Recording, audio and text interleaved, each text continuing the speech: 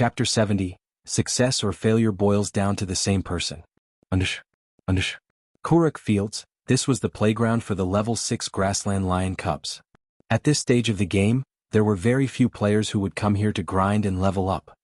That was because the level here was slightly higher. Moreover, the monsters were numerous and concentrated, making them hard to kill. These Grassland Lion Cubs hunted in groups of 3 to 5. Sometimes they would even be followed by a fully grown elite Grassland Lion, making them very hard to deal with. However, there was currently a 6-man party on these fields, fighting a group of lions. A girl dressed in water blue armor brandished her great sword, directly confronting an elite Grassland Lion. Not only did she easily evade the Grassland Lion's sharp claws, she even took the chance to attack and deal damage. Her valiant appearance could captivate even women. This girl was the snow goddess Gentle Snow. She had already reached level 5, and she wore the level 4 bronze set equipment, Azure Scar. In her hands she held the mysterious iron-ranked Conqueror's sword. Compared to before, her current strength had greatly increased. Also, there was also a shield warrior who was not any weaker, tanking 4 Grassland Lion Cubs at once. The party's healer, Xiao Yuer, chanted a prayer, her delicate hands tracing divine texts in midair.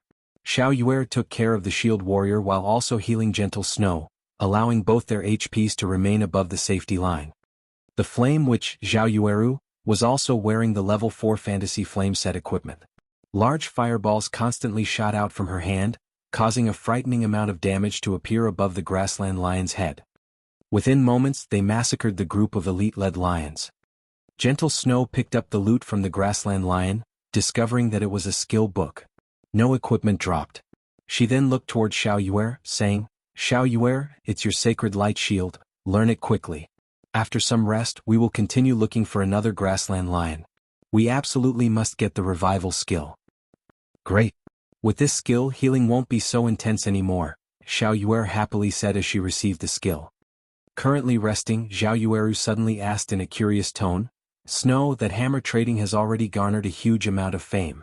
We should at least send a person to recruit him. We can still increase our guild's fame if we're successful. Moreover, his forging skills are not bad. It would be unfortunate if we were to let some other guild snatch him away." "No need. It won't be long before level 3 bronze equipment is of little value. He only knows how to forge level 3 bronze equipment and doesn't possess any forging designs for higher level equipment. Why should we spend a large sum of money fighting over him? We would just lose out on earning a little money. Moreover, we don't even know when our guild would be able to obtain a forging design for high-level bronze equipment. What would we need him for?" Gentle Snow shook her head. She held no particular interest towards a person like hammer trading. Instead she said, "On the contrary, I'm more interested in the Black Flame Forger, especially the forger's actions.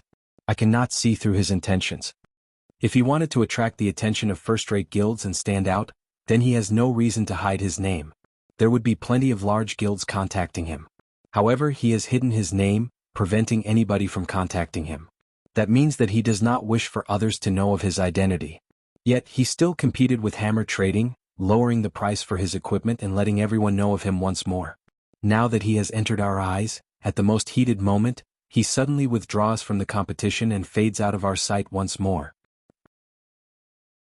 He has continuously brought us 3 different kinds of forged equipment. Being able to obtain that many forging designs for bronze equipment shows that he has great strength. Yet why would he suddenly withdraw? What is this Black Flame Forger's goal? Or did he withdraw because he already achieved his goal? Until now, I still don't know what that Black Flame Forger is trying to do. He is filled with mystery in all aspects. Snow, how about I have someone research this forger? Hearing you say so, even I want to see what kind of person he is." After hearing Gentle Snow's analysis, realization struck Xiao Yueru. She suddenly grew an interest towards this Black Flame Forger. She also felt this person was not simple. Her interest towards the Black Flame Forger's identity overflowed. Just the thought of being able to expose this person's identity made her feel slightly excited. Meanwhile, inside an intermediate forging room on the 2nd floor of the Forging Association. "Everyone, how goes your consideration?" Hammer Trading sat cross-legged, casually asking as he looked at the representatives of the first-rate guilds with narrowed eyes. However, the conditions set out by Hammer Trading caused these first-rate guilds to go silent. Hammer Trading's conditions were too harsh. Just the villa he wanted in the city he lived in and the annual salary of 5 million credits would cause these guilds to take a step back, not to mention that he wanted all resources to be prioritized to him. Such treatment was most likely only enjoyed by the guild leader and the vice leader. Meanwhile, Hammer Trading wanted the same treatment as them. Then didn't that mean he would be on equal footings with the guild leader and vice leader? You guys have to think through this clearly. It isn't easy for me to earn such a great reputation. As long as I join your guild, your popularity will immediately soar and surpass the other guilds. You won't have a shortage of bronze equipment and will be able to earn a large sum of money because of my forging techniques. The price I've given shouldn't be considered much, Hammer Trading said with a smile. His face held an expression that said, if you don't recruit me, there will be others who will. Don't regret it when that time comes. Hammer Trading had these first-rate guilds eating out of the palm of his hand. Right now, each of these first-rate guilds wanted to be a step ahead of the others. If so, they would be able to have a larger advantage in taking hold of a city. The wealth that came with possessing control over a virtual city was not something a mere 5 million credits and a villa could compare to. Hammer Trading's asking price could be considered low. Looking at the representatives of these first-rate guilds, although their expressions held hesitation, their eyes flashed with the conviction of recruiting him. Hammer Trading suddenly felt his action of investing all of his possessions into the competition this time was truly wise. If he hadn't steeled his heart to borrow money from loan sharks at the last second, he might have actually lost to the Black Flame Forger. Fortunately, the Black Flame Forger bit the dust a step earlier than he did, allowing him to taste the final fruit of victory. Just as Hammer Trading was being pleased with himself, the expressions of the numerous representatives around the conference table suddenly changed. Each and every one of them revealed expressions of shock and ecstasy. Brother Hammer Trading, I am truly sorry, but our guild has decided to withdraw from this competition and yield to the other guilds. Our guild won't be joining anymore, and I still have matters to attend to, so I'll be leaving, Star River Federation's representative suddenly said. This price is just too high. Our guild can only give up as well. We can only hope to cooperate with you in the future. For a moment, all the guild representatives started leaving. Moreover, every one of them seemed to be in a hurry. It was as if they could not help but to immediately run to some other place, not wanting to waste even a little time. What do you all mean? Not negotiating anymore? You guys better not regret it. I'm a forger that can craft bronze equipment. I won't join in the future even if you all beg me. Is being able to forge bronze equipment amazing? Right now, the auction house is selling forging designs for bronze equipment. With the forging design, we can nurture our own forgers. We don't need to spend as much as 5 million credits at all. One of the representatives coldly laughed at Hammer Trading before leaving the forging room. What did you say? Speak clearly before you leave. Hammer Trading abruptly stood up after hearing this. He thought he had heard wrong. Chapter 71, Focus of the Auction House. Seeing as everyone had left, Hammer Trading sat in his chair, paralyzed. Both his eyes had a lifeless look in them. There was actually someone who was selling forging design for bronze equipment at the auction house? How was this possible? Hammer Trading had no way of understanding such behavior. It was as foolish as literally handing the keys to a treasury filled with gold to someone else. Only a brain-dead person would do such an idiotic action. No, they must be trying to trick me. Hammer Trading abruptly stood up, calling out the official forum. He wanted to make these people regret. He wanted to rip them off for daring to look down on him. However, when Hammer Trading looked at a few pinned discussion threads, he became instantly dumbfounded. There really was an idiot who was selling a forging design. Bronze equipment forging design appearing in the auction house. Pictures as evidence available. Clicking on the thread to take a look, Hammer Trading's mind went thoroughly blank. The forging design was actually for the Glimmer chestplate. It was the equipment previously sold by the Black Flame Forger. Everyone was very aware of how good the attributes on this item were. It was an absolutely top-tier item. If a first-rate guild were to get a hold of this forging design, they would not need him.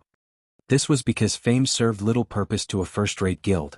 Previously, he dared to act presumptuously because he learned the forging design for the Savage chestplate.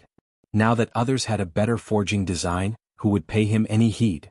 In the discussion, many first-rate guilds declared the forging design to be theirs, and they would fight whoever dared competed with them over it. Hence, everyone had started paying attention to the problem of the ownership of this forging design. There was no longer anybody who paid attention to Hammer Trading. Instead, each and every one of them was joyful over his misfortune. making fun of his end. This incident led everyone to admire the mysterious player who was selling the forging design. This mysterious player's means were extremely great, and people could not help but praise him. There was practically no blood seen when he killed. He only used a piece of paper to cause hammer trading, the rising star that received the envy and admiration of tens of thousands, to fall from his heavenly altar, tumbling down into the bottomless abyss and never being able to climb back up. Hammer trading already bore a bitter hatred towards this player who sold the forging design.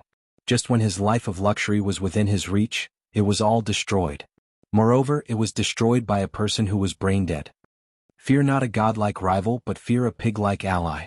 Now that saying needed an additional verse, and fear more a foolish passerby. Hammer Trading's eyes had currently turned crimson, his face extremely ashen. His expression alone was enough to devour a person. Not good. I definitely must buy it no matter the price. As long as I buy it, I can get back all the advantages. At that time, not only will I have the Savage chest plate, but I will also have the Glimmer chest plate. When that time comes, those first-rate guilds will have to prostrate and beg before me. Hammer Trading's current expression was just like a gambler who lost badly. He placed all of his hopes on buying out the Glimmer chestplate forging design. Thinking up to this point, Hammer Trading was no longer able to hold himself back as he swiftly rushed towards the auction house. However, it was not just Hammer Trading who was rushing towards the auction house. There were also the upper echelons of various guilds of various towns under the influence of White River City. All of them wanted to purchase the forging design. After all, everyone knew how powerful the Glimmer chestplate was. Owning the forging design was the equivalent of owning a mountain of gold. This incident caused an uproar at the auction houses of the various towns in White River City. The auction houses became unusually lively as players pushed against one another inside the building. The auction houses were filled to the entrances, making it hard for players even to enter. Meanwhile, the competition for the Glimmer chestplate forging design entered into full swing. Every one of the guilds had bid high prices. Within 10 short minutes, the price for the item had reached 1 gold coin. That's right, it was 1 gold coin. That was practically a large guild's entire fluid funds. In such a way, the price of the forging design constantly rose without any signs of stopping. Guild leader, I don't have enough money anymore. What do we do now? Crap, how can that be? I gave you 1 gold and 20 silvers, how can that not be enough? But, it's selling at 1 gold 56 silvers now. Crap, these people are insane. It's just a forging design. Hold on a bit, I'll immediately ask for some money from the money farming team. I don't believe we can't get it. As the price of the Glimmer chestplate forging design rose, bit by bit, each of the various guilds was constantly raising funds. They contacted money farming teams, their guild members, and in the end, even purchased from the virtual trade center. Meanwhile, Shifeng, the cause of all this madness in White River City, had just comfortably arrived at the library. Revered Miss Charlene, I have brought the items you requested. Can you dispel the curse for me now? Shifeng sincerely took out 2 gold coins, 30 pieces of moonstones and the teleportation magic orb. After seeing the glittering gold coins, Charlene nodded her head in satisfaction. However, similar to the Holy Mother, Charlene shook her head and said in a pitiful tone, "Adventurer, you have truly astonished me. You managed to gather all the needed materials in such a short period. If I had known earlier, I would have told you that the moon drip ceremony possessed tears." Tears? Shifeng looked at Charlene's regretful expression, and he could not help but feel slightly odd about the situation. It was as if he was a mouse being stared at by a cat. Charlene sighed, saying, "The moon drip is a very ancient ceremony. In fact, aside from having a dispelling effect, there are still other effects. However, for convenience's sake, the ceremony was only used to dispel curses after constant alterations, while the other effects were greatly weakened. If you pay another 3 gold coins, I can gather all the needed materials to carry out the complete moon drip ceremony. Aside from helping you dispel the curse, it will also give you an unimaginably big harvest. Won't you reconsider it?" Big harvest. When Charlene uttered these 2 words, her voice sounded exceptionally loud, making it sound as if this big harvest was something amazing. However, Shifeng knew that the Charlene before him had some kind of see-through skill. Otherwise, how could she have guessed that there were still 3 gold coins inside his bag? He already wasted 3 gold coins to dispel the curse, and he did not wish to become a sucker. As if having seen through Shifeng's thoughts, Charlene added, "Adventurer, Do you know of the legend about the demon-slaying sword saint, Celsius? Legends has it that Celsius was cursed by the great demon king, undergoing torment for a long period. However, after experiencing untold hardships, he finally discovered a method to dispel the curse, which was the moon drip. After undergoing the moon drip ceremony, he obtained a new life. He received matchless strength from the ceremony, thereby allowing him to defeat the great demon king and becoming a legendary sword saint on the continent of God's domain. Don't you think this sword saint Celsius was very mighty? As she was speaking, Charlene's doll-like eyes constantly snuck peeks at Shifeng. She constantly let out lamented sighs at the mention of sword saint. Shifeng suddenly became speechless. Watching Charlene's actions, it was clear they were saying, "The sword saint is beckoning at you. Youngster, won't you give it a go?" Shifeng glanced at Charlene's face, full of smiles and his heart filled with helplessness. This Charlene was a diamond salesperson. Although Charlene possessed an unruly temperament and criminally attractive body, asking for 6 gold coins was just a huge scam. 6 gold coins. That was equivalent to 36,000 credits. Very well. His heart was moved. If he could become a sword saint in the future, it would all be worth it. The new wouldn't come if the old didn't go. Esteemed Miss Charlene, I wish to try the complete moon drip ceremony. Will there be any danger? Shifeng unwillingly dug out another 3 gold coins. After receiving the gold coins, Charlene happily smiled as she said, "You can be at ease, adventurer. Although this is my first time, my skills are very good. Even my teacher praised me as a genius. Let us begin right away." Chapter 72, Demon Hunter. The sky was still dark as the moon lay unhidden, high up in the air. Inside the library located in the slums of Red Leaf Town. Adventurer, if you do not have any problems, then walk to the center of the magic circle. There will be a slight pain after the ceremony starts, so just endure it and it will be over. Charlene pointed towards the center of the altar made of black stone. Her eyes carried a hint of excitement as she could finally start this experiment. Shifeng was completely unaware of Charlene's thoughts. He nodded his head as he walked into the magic circle. No matter how he put it, Charlene was a major character who possessed a tier 3 job, so there shouldn't be any complications. As for the pain he would have to suffer, he thought nothing of it. During battles inside God's domain, a player could similarly feel pain when attacked by monsters. However, a majority of the players still chose to accept this kind of setting. Their goal was to increase the sense of realism, so they did not adjust the pain transmission to 0%. More importantly, they wanted to increase their skills in battle. There was an old saying of, "Spare the rod and spoil the child." Only with pain would one be able to remember the lesson, and only by learning the lesson would one be able to further improve. Hence, if one wanted to grow in God's domain, learning to accept such pain was a definite must. However, considering each player's tolerances, God's domain set the pain transmission at 20% by default. However, some experts would adjust the transmission to 60%, allowing them to be more alert. Meanwhile, Shifeng himself had adjusted it to 50%. This was the degree of pain he was accustomed to, and it was the amount at which he could best exhibit his strength. After standing in position, Shifeng sent a nod towards Charlene, indicating that she could start the ceremony. Descent of the Moon Goddess. Charlene started her prayer. Divine incantations left her mouth as her fingers traced out divine texts. Line after line of divine texts floated in midair and towards the horizon. Compared to the Tier 3 magic from before, the divine texts written in this ceremony were extremely numerous. Even after writing hundreds of lines, Charlene showed no signs of stopping. Sweat had already started dripping down Charlene's face, clearly indicating that she was somewhat exhausted. Meanwhile, the magic circle on the ground started to radiate a dazzling silver glow, the magic circle itself gradually rising into the air.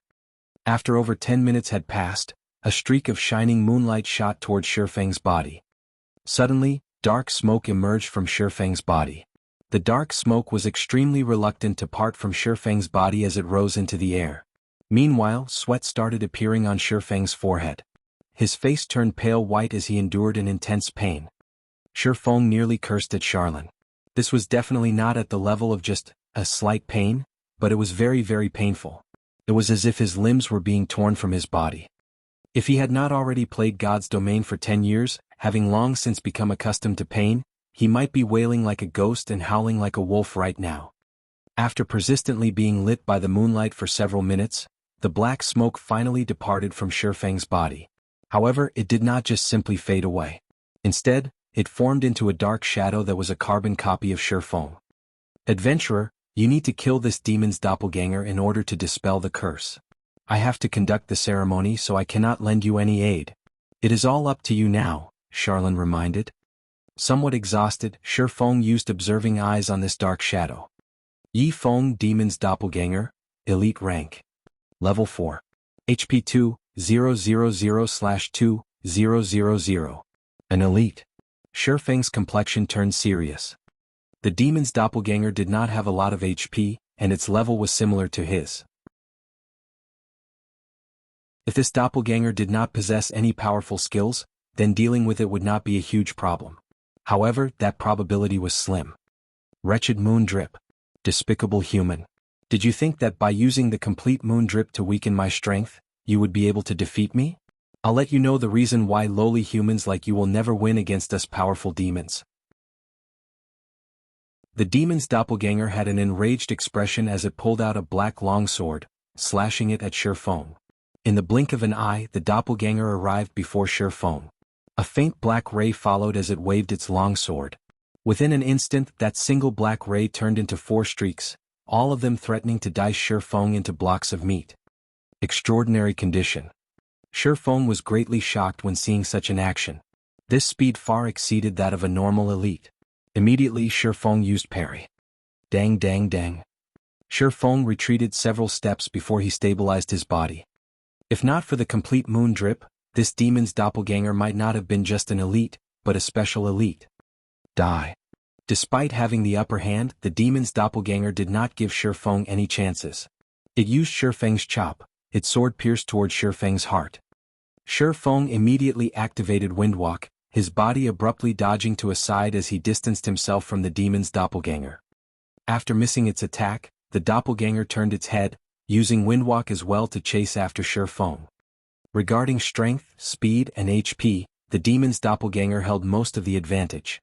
Moreover, the doppelganger also possessed the same skills as Shifeng. It was an extremely unfavorable situation for Shifeng. Seeing that it was about to catch up to Shifeng, the demon's doppelganger revealed a ruthless smile, saying, I know whatever you know. Moreover, my strength is greater than yours. You have no chance to defeat me, so be good and wait for death. This is your fate. Then do you know this move? Shifeng revealed a faint smile. 9 sword phantoms appeared beside him, and with a crashing sound, all 9 of them shot towards the demon's doppelganger. Although the doppelganger could block a majority of the attacks, a few phantoms of the abyssal blade still managed to pierce its body. Every attack from the phantoms dealt over -30 damage to the doppelganger. Despicable human, you are just relying on your weapon's strength. I'll let you know that all your efforts will be in vain. Saying so, the doppelganger rushed to Shifeng's front and used Thundering Flash. The moment the sword lights came, Shifeng calmly smiled as he took out 2 scrolls from his bag. One of them was a speed scroll, while the other was a polymorph scroll. Within an instant, Shifeng's speed abruptly increased, dodging to a side and avoiding the strikes from Thundering Flash. At the same time, he turned the demon's doppelganger into a sheep. After turning it into a sheep, Shifeng immediately slashed at it with his sword. Thundering Flash. Unable to dodge, the demon's doppelganger received all 3 sword lights. As a result, Shifeng's level 5 Thundering Strike caused 3 terrifying damages of -112, -135, -163. The demon's doppelganger was greatly enraged as it activated Defensive Blade. With its attack range greatly increased, it immediately slashed its sword down at Shifeng.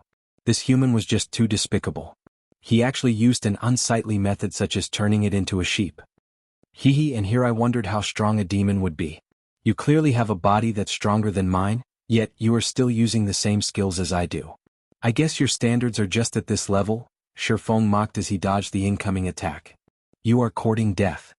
A single sentence from Shifeng nearly caused the demon's doppelganger to faint from anger. It sent a double chop at Shifeng's neck. Shifeng pointed the abyssal blade at the demon's doppelganger, and within an instant 9 pitch-black chains appeared and bound it, restricting it for 3 seconds. Phantom kill. Simultaneously, both the original and doppelganger activated Defensive Blade, and both started an onslaught on the demon's doppelganger.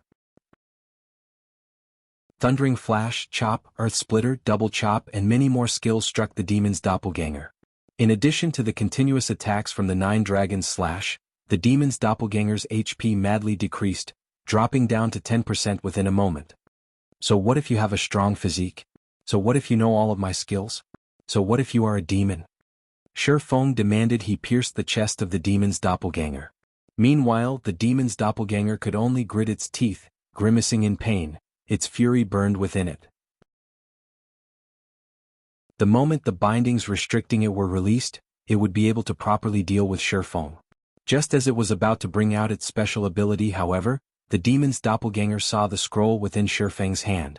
Suddenly, the demon's doppelganger thoroughly despaired. Bye-bye. Shi Feng waved his hand at the demon's doppelganger. He knew that the demon's doppelganger was about to show its hand, so he had activated the Tier 1 magic scroll within his hand. Thunder Bombardment.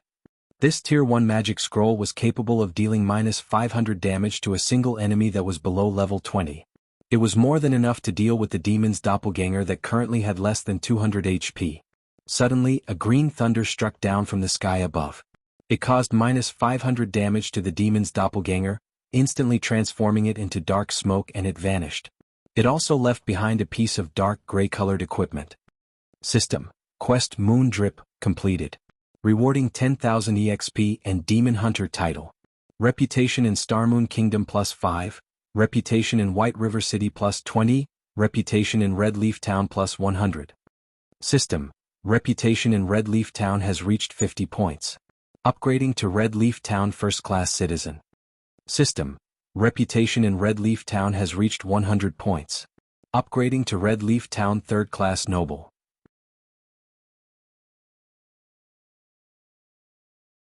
Chapter 73, Demon Mask. Shi Feng was slightly shocked at seeing the series of notifications. 10,000 EXP was not considered much to a level 4 player like himself. It only raised him to 27% of level 4, and there was still quite a distance away before he became level 5. On the contrary, it was the other rewards that caused his eyes to shine. Just by killing an extremely foolish elite demon, he was able to obtain an ample amount of reputation as payback. Shi Feng truly did not dare imagine it was real.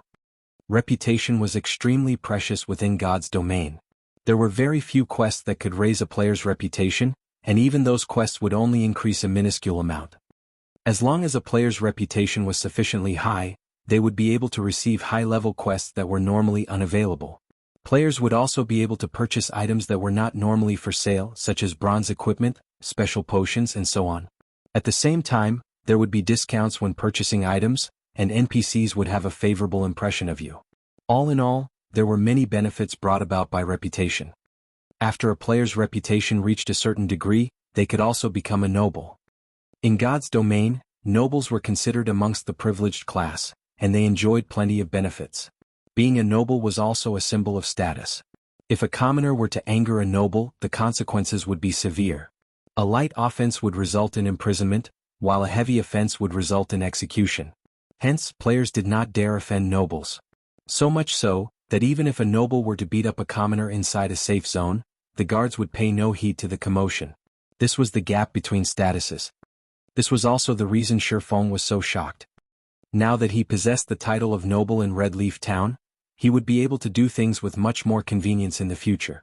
Shi Feng then thought of several high-level quests that only nobles could accept. What function does this Demon Hunter title have? Shi Feng called out the system interface, taking a look at the information about the Demon Hunter title. Demon Hunter. A brave warrior and an exorcist of demons who is revered by others. Wherever you go, you will possess a status equal to a noble. You are the Grim Reaper who is feared by all beings affiliated with darkness. In a 100-yard radius, monsters affiliated with darkness will have their attributes reduced by 10%. At the same time, attacks you deal towards monsters affiliated with darkness will have a 10% increase in damage. Crap, this title is just too awesome. Shi Feng became slightly excited after reading the introduction to the Demon Hunter title. If a person did not have a considerable understanding of God's domain, they would have no understanding of the significance of this title. It was similar to how a dog would not know the value of a gemstone. Shi Feng only became a noble in Red Leaf Town after his reputation there had reached 100 points. However, this title was only limited to Red Leaf Town. After leaving the Red Leaf town, nobody would acknowledge him as a noble. Of course, if Shifeng were a noble of White River City, he would be acknowledged as one throughout the area under the administration of White River City. The title had a much wider range of application. Compared to a noble of a town, the difference between the two was obvious at a glance. Meanwhile, a demon hunter would have the status of a noble in every region. This meant that even after leaving Starmoon Kingdom, Shifeng would still be acknowledged as a noble in other countries. It should be known that not every country was friendly with each other. There were even some who were enemies. If Shifeng wanted to do a quest in another, he would have to go through many difficulties and even be discriminated against. However, with this title he would no longer be discriminated against by NPCs. This was the true value of the Demon Hunter title. Compared to it, being a noble in Red Leaf Town was no longer worth mentioning. Shifeng picked up the equipment dropped by the demon's doppelganger. Demon Mask, special item. Upon wearing it, the user can disguise himself as another person. Disguise cannot be broken without using a high-level observing skill. Truly a good item. The 6 gold I spent was definitely worth it. Shifeng happily stored the demon mask. This item was an artifact meant for robbing houses. Although he wouldn't do such a thing, it would not hurt him to use it for other matters. Adventurer, the ceremony has ended. Carrying out this ceremony has greatly weakened me, so I am going to White River City to recover for some time. If you wish to know more information about the Bible of Darkness, then find me there along with my payment. I will be waiting for you. Currently, Charlene appeared to be very delicate, her previous shrewdness completely gone. After saying her piece, she immediately activated a teleportation circle and went to White River City to recover. Shifeng was inwardly shocked as he watched Charlene's beautiful image departing. The moon drip ceremony this time was definitely not as simple as he previously thought. Otherwise, a divine official, which was a tier 3 job, would not be so greatly weakened. Even Shifeng felt as though he would be able to defeat Charlene right now. One could imagine just how weakened Charlene was. Forget it, that's none of my business. Now that the curse has been dispelled, and my attributes have recovered, I can finally start speed leveling. The earlier I reach level 10, the earlier I can activate the teleportation gate to White River City. Shifeng shrugged his shoulders, no longer minding the matters of great characters. A small character like him still had many matters to take care of. To build up from nothing, many things needed to be done. Forget competing with those guilds, just being paid attention to by a great demon had caused him enough headaches. He was not so leisurely as to pay attention to other matters. Following which, Shifeng departed from the library. He headed to the Chefs' Association to take a look at Violet Cloud's current progress. Red Leaf Town Trade Area. Just after setting foot in the trade area, Shifeng discovered something fishy. Now that the sun had risen, logic dictated that players should have gone out to level up. Yet, the streets were currently filled with players who were holding discussions with each other. In short, it was extremely lively. It was as if a festival of celebration was being held. From time to time, Shifeng could also see some of the upper echelons of large guilds running about the streets, shouting. They were urgently shouting, purchasing game currency, the greater the amount, the more we'll pay. If it were any other time, Shifeng would not think much of it. However, the street was currently filled with various players purchasing game currency. Now that was something abnormal. What happened? The big shots from guilds were actually loosely buying game currency from average players. According to reason, these guilds would have their own money farming teams or a signed contract with money farming specialists. In such a way they would be able to obtain a lot of game currency. However, their current actions meant the game currency supplied by the money farming teams was insufficient. Originally, Shifeng was still fretting over the problem of how he would get these guilds to spend their money. Now, however, it would seem that he had done something unnecessary. With a wave of his finger, Shifeng called out the virtual trade center. He wanted to investigate the current trade conditions. Hell, what sort of situation is this? All of it is sold out already? Shifeng discovered that the remaining 2 gold 70 silver he registered had all sold out. Now, over 15,000 credits were being transferred to his bank account. Consequently, Shifeng then took a look at the sales condition of other gods' domain game currency. Currently, the highest price for 1 silver coin had reached 72 credits, while a majority of the people were buying them at 68 credits. The current price had increased by no small margin. Just as Shifeng was rejoicing over having sold all of his gold coins, a cursing voice came from behind him. breaking his good mood. "Boss, this bastard's the one. The day before yesterday I saw him casually taking out 10 silver coins. He must definitely be rich. Now that our guild is in such a need of money, if we don't make this brat bleed a little, there will be no justice for me being locked up for so long," Drifting Blood said with a cold smile as he pointed toward Shifeng, a group of players following behind him. "Brat, you were the one who had attacked my brother?" Looking toward Shifeng, the person referred to as boss, snorted as he asked. Shifeng turned around, his brows wrinkling after taking a look.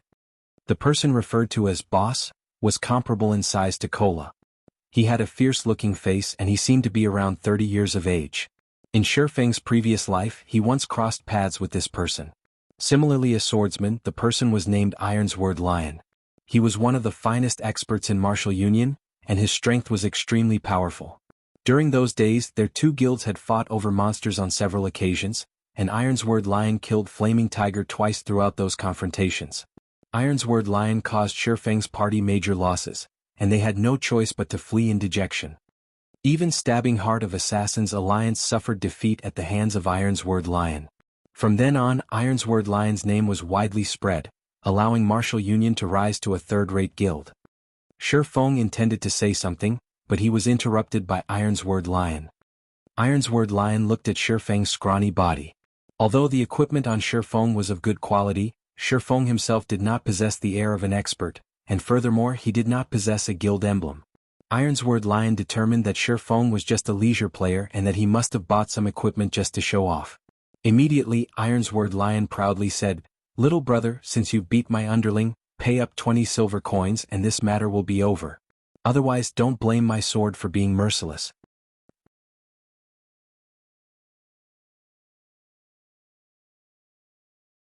Chapter 74, Ironsword Lion. It would be a miracle not to attract attention, getting involved in a robbery in the middle of the bustling trade area. As expected, just after Ironsword Lion finished speaking, a crowd of players surrounded them to get in on the fun. "Ha, isn't that Ironsword Lion from Martial Union? Is he awesome or something? You don't say. Why don't you look at his level and equipment? He's one of the rare few level 5 experts, and he is wearing at least 6 pieces of bronze equipment. I've also seen the weapon in his hand before. It's called Knight's Longsword, a very awesome weapon amongst level 4 bronze weapons. Moreover, he previously killed a lot of players outside the town, earning him a lot of glory. Che, they're just relying on numbers to bully others. How can that even be considered being skillful? If they're that good, they should fight those large guilds. At most, they can only bully newbies. They're even asking that guy for 20 silver coins. Isn't that just going overboard? Gaming experts would only have 3 or 4 silver coins on them, not to mention carrying 20. They are clearly forcing him into a corner. Shh. Speak softer. That Ironsword Lion isn't bullying people with numbers. His strength is the real deal.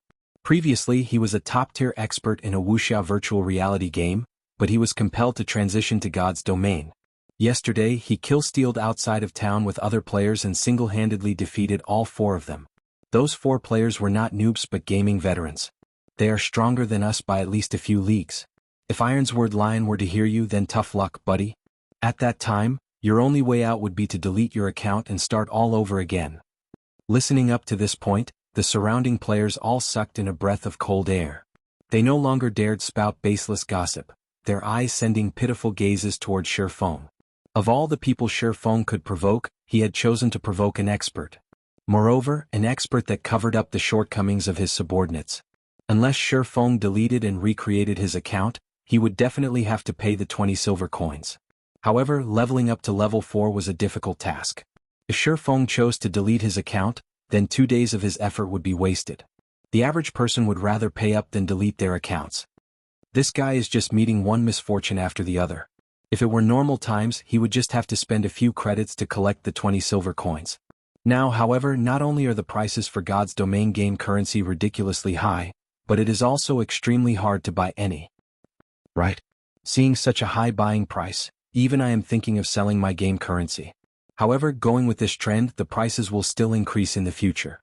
I want to stock up a little more, putting them up for sale later on. Just as the surrounding players were lamenting over Shifeng's bad luck, at a stall by the street, several players were quietly watching Shifeng. These players all wore luxurious equipment on their bodies, and each of them carried a faint smile on their faces. "Brother Stabbing Heart, should I go lend a hand? That way Yi Feng will have to owe us a favor," a male cleric that resembled a skinny monkey asked as he looked at Stabbing Heart. Stabbing Heart fell into deep thought. He felt that the cleric's words were logical. Indeed, Shi Feng had very powerful techniques, and he was also acquainted with a great character like the Snow Goddess. However, Ironsword Lion was a brutish expert. He also had the support of his guild. Overall, Shi Feng was definitely in a disadvantageous situation. If Stabbing Heart were to lend Shi Feng a helping hand, Shi Feng would definitely be grateful to him. The favor of a great expert was extremely valuable. Often, a great expert such as Shi Feng was necessary for clearing a large dungeon. However, without good relations, such experts would usually pay zero heed to invitations, and some would go so far as to look down on them in contempt. "Who did you think you are? Have you not received any education? Go, we definitely must go. However, let us wait for a while. Our value will only stand out in a crucial moment. It is also a good chance to let those plebeian guilds know of our might," Stabbing Heart softly said, a cold glint flashing in his eyes. After spending so many years within the virtual gaming world, Stabbing Heart understood a single principle. Every additional expert he befriended was an additional path he could take in the future. What's more, Shi Feng was a great hidden expert that was acquainted with the Snow Goddess. If he were to antagonize instead of befriending Shi Feng, he would be digging his own grave. He would be creating a great enemy for himself in the future. Alas, a small guild was doomed to remain a small guild. After mingling about for so many years, they did not even possess the eyesight to differentiate an expert from average players. It definitely wouldn't be long before natural selection eliminated them. When the moment came, Assassin's Alliance would kill the chicken to warn the monkey too, utilizing martial union to raise their influence in Red Leaf Town. "Little fool, weren't you so awesome? How come you're acting like a fool now? I've said before that I would return, and when that time came, it would be your time of death. If you obediently hand over 20 silver coins right now, you can continue mingling about. Otherwise, delete your account and start all over again." Standing behind Ironsword Lion, Drifting Blood watched Shi Feng stand there in silence. He felt immensely pleased with himself, thinking Shi Feng had become afraid. However, such a reaction was only natural. Boss Ironsword's strength was a profound mystery, and even 10 of himself would not be a match to Boss Ironsword. If a mere leisure player like Shi Feng were to meet the tyrannic Boss Ironsword, he might have already been shocked dumb. "Enough, Drifting Blood. I'm not an evil tyrant, nor do I wish for more trouble. These 20 silver coins can be considered as a lesson to him. I want him to know who he should and should not provoke." Ironsword Lion looked Drifting Blood in the eye, then turned toward Shi Feng and proudly said, "You don't have to worry either. Ironsword Lion, I am a person who holds true to my words. Hand over 20 silver coins, and as long as you don't provoke martial union, we will not find trouble with you." Hearing Ironsword Lion say so, Shi Feng really took out 20 silver coins from his bag. The silvery glow given off by the coins attracted people's hearts. At this crucial period of the game, 20 silver coins were extremely hard to procure, even if one spent credits to purchase them. As for taking out 20 silver coins in one go. Crap, brat, you really are rich. So what Drifting Blood said was indeed true. How about we become friends and I'll cover for you in the future? Anybody who provokes you will be provoking martial union. Ironsword Lion was greatly shocked at seeing the 20 silver coins, gulping down his saliva. Even he did not possess 20 silver coins right now. He did not imagine that Shi Feng, a leisure player, could bring out 20 silver coins. With that much money, Ironsword Lion would have much more confidence in competing for the Glimmer chestplate forging design. When the surrounding players saw all these silver coins, their mouths all gaped wide in shock. Shi Feng was truly rich. He was definitely a tycoon. Some of the upper echelons of large guilds also had their eyes turn red after seeing this scene. Ironsword Lion's luck was truly good. He was able to meet a brother tycoon just by simply searching for a player. How could it be? From afar, Stabbing Heart's expression was one of incomparable shock after witnessing Shi Feng's actions. However, what Stabbing Heart was shocked about was not the amount of money. Instead, he was shocked by Shi Feng's unexpected action. Even if Shi Feng could not win in a fight against martial union, this place was currently a safe zone. Nobody would dare to take action in here. After leaving the town with Shi Feng's skills, escaping was definitely not a problem. So, Just why did Shifeng compromise and offered up 20 silver coins? You wanted 20 silver coins, right? Shifeng asked Ironsword Lion with a smile. Let's trade. Noticing that he had lost his composure, Ironsword Lion immediately turned serious. Just as everyone was watching Ironsword Lion with envy, an incomparably pitch-black long sword pierced through the pit of Ironsword Lion's stomach. Ironsword Lion's HP was instantly reduced by over 100 points. Just as the person himself wanted to resist, he had discovered many chains binding him, preventing him from even moving a muscle. Shifeng calmly pulled the abyssal blade out from Ironsword Lion's stomach. He then followed up with a chop and an earth splitter, his sword slashing down on Ironsword Lion's body. As a result, Ironsword Lion's HP madly fell without any signs of stopping. The might of a magic weapon was incomparably shocking, even more so when coupled with a level 6 chop and a level 4 earth splitter. Killing a level 5 swordsman fully geared with bronze equipment was a truly simple matter, not to mention that Shifeng had been the one to take the initiative and carried out a sneak attack. Even an expert would fall under such circumstances. These two attacks took all of Ironsword Lion's HP. Ironsword Lion did not even get the chance to retaliate before letting out a pitiful cry, his body falling to the ground, never to move again. Then his body turned into starlight, vanishing and leaving behind a piece of equipment. Who else wants it? Shifeng fixed his gaze on the members of Martial Union, giggling as he asked. The entire street of the trade area suddenly became deathly silent. Not a single person was able to mutter a word.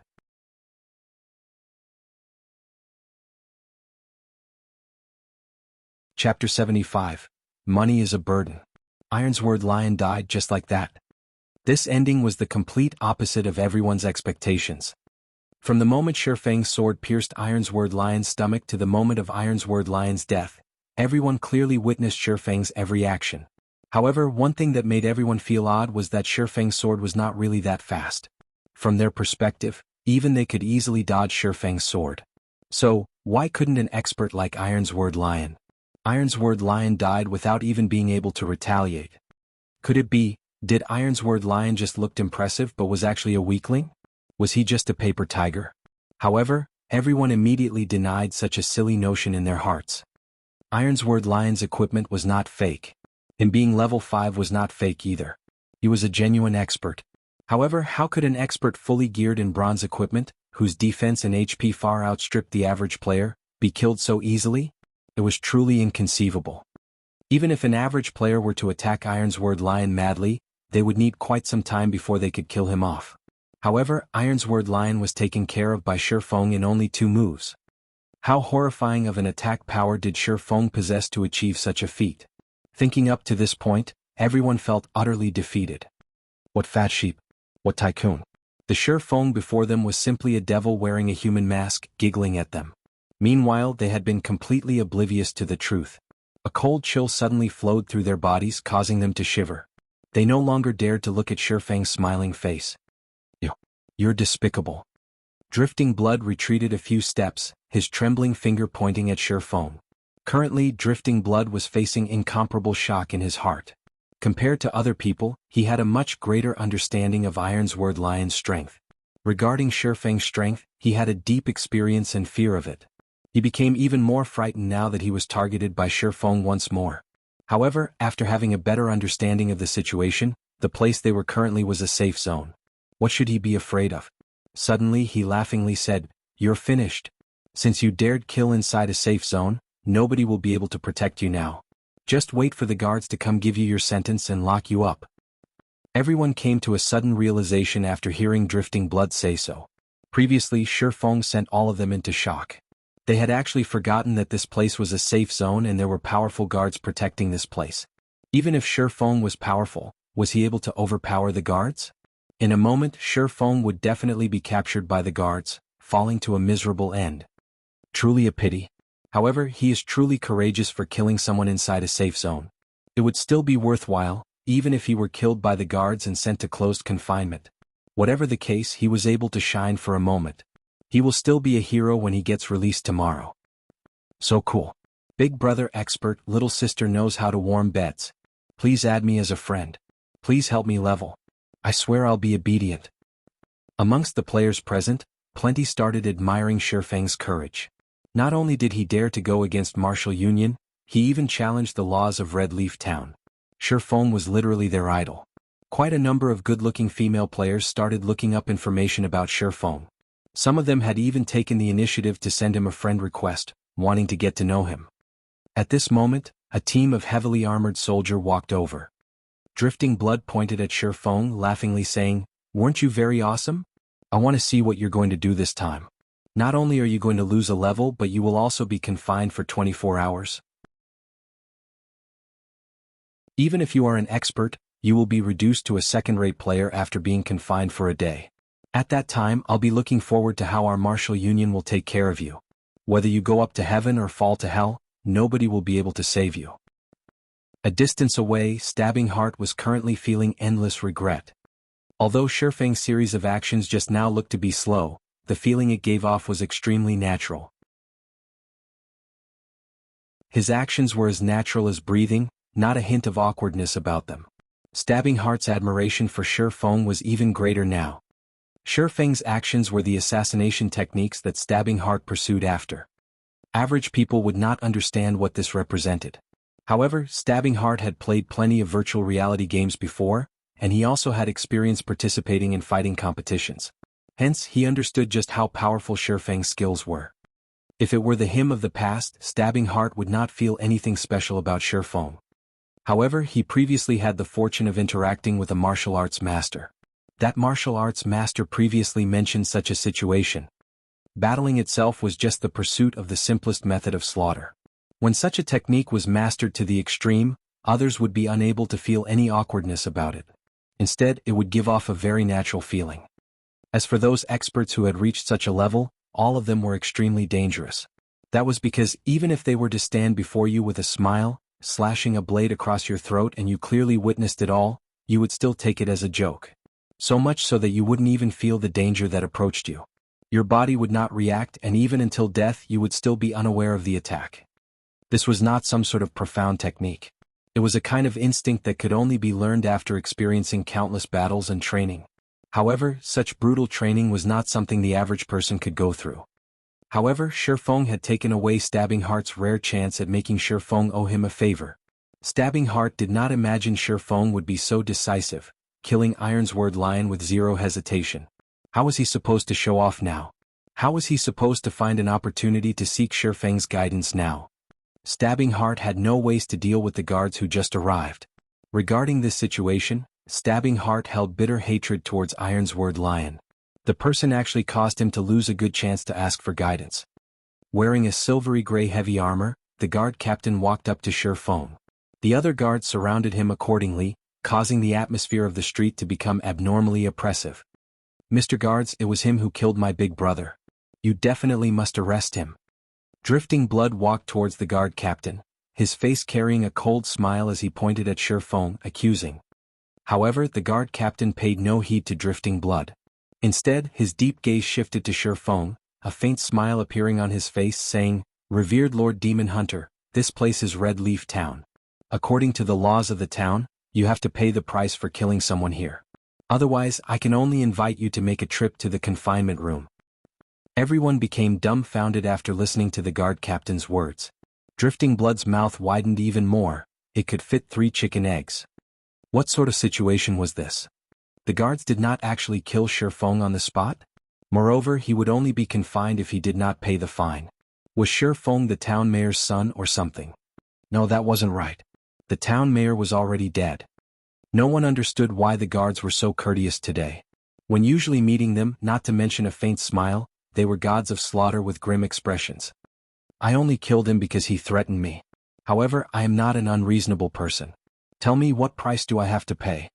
Shifeng nodded his head, calmly turning towards Drifting Blood and giving him a calm smile. Shifeng had his own reasons for daring to kill Ironsword Lion. Everyone else just recently entered God's domain, so they were still unfamiliar with the rules of the game. However, Shifeng had lived within God's domain for 10 years. He had long since memorized what actions he could and could not take and to what extent he could take them. Shifeng was currently a noble. His status far outstripped that of commoners. If he was not a noble, he might have just turned around and left without paying any attention to Ironsword Lion. At worst, he would just start an exciting battle if they were to meet outside the town. Who would win at that time was still an unknown. However, Shifeng was now a noble. Even if he killed a normal player, the guards would not speak much of it, only requiring Shifeng to pay a fine. As for how much he would have to pay, that depended on his identity and status. However, according to his own wealth, Shifeng was still able to accept the fine. 2 silver coins. The guard captain straightforwardly said. Okay, got it. Here are 20 silver coins, keep them. Shifeng did not imagine that it would be so cheap. Hence, he took out 20 silver coins and passed it to the guard captain. Lord Demon Hunter, what are you trying to do here? Looking at the 20 silver coins in his hand, the guard captain oddly asked. Nothing much.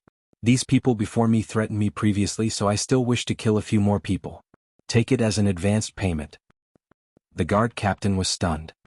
Finished speaking, Shifeng unsheathed the abyssal blade. He used the level 5 thundering flash, 3 streaks of thunder instantly piercing the bodies of Drifting Blood and the others. All of them were instantly killed, dropping quite a lot of equipment. Even till death, Drifting Blood had not reacted to what happened. At the same time, Shifeng's green-colored player indicator had turned a devilish red. All of the onlookers were stupefied. Who was this Shifeng? He was just too awesome. The players from Martial Union were most likely dumbfounded now. Shifeng had simply spent 20 silver coins to purchase their lives. With money you could do whatever you wanted. The more unfathomable thing was that the guard captain did not say a word about Shifeng's actions. He only counted the number of players who died. Discovering that he had received 4 extra silver coins, he returned the additional silver coins to Shifeng before he turned around and left.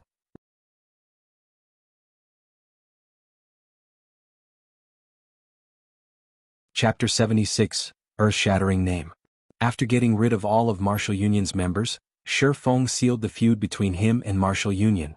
However, Shifeng did not regret his actions. Even if he turned and left just now, the players from Martial Union would not have let him go. So, he might as well weaken Martial Union's strength. He would have an easier time dealing with them the next time they met.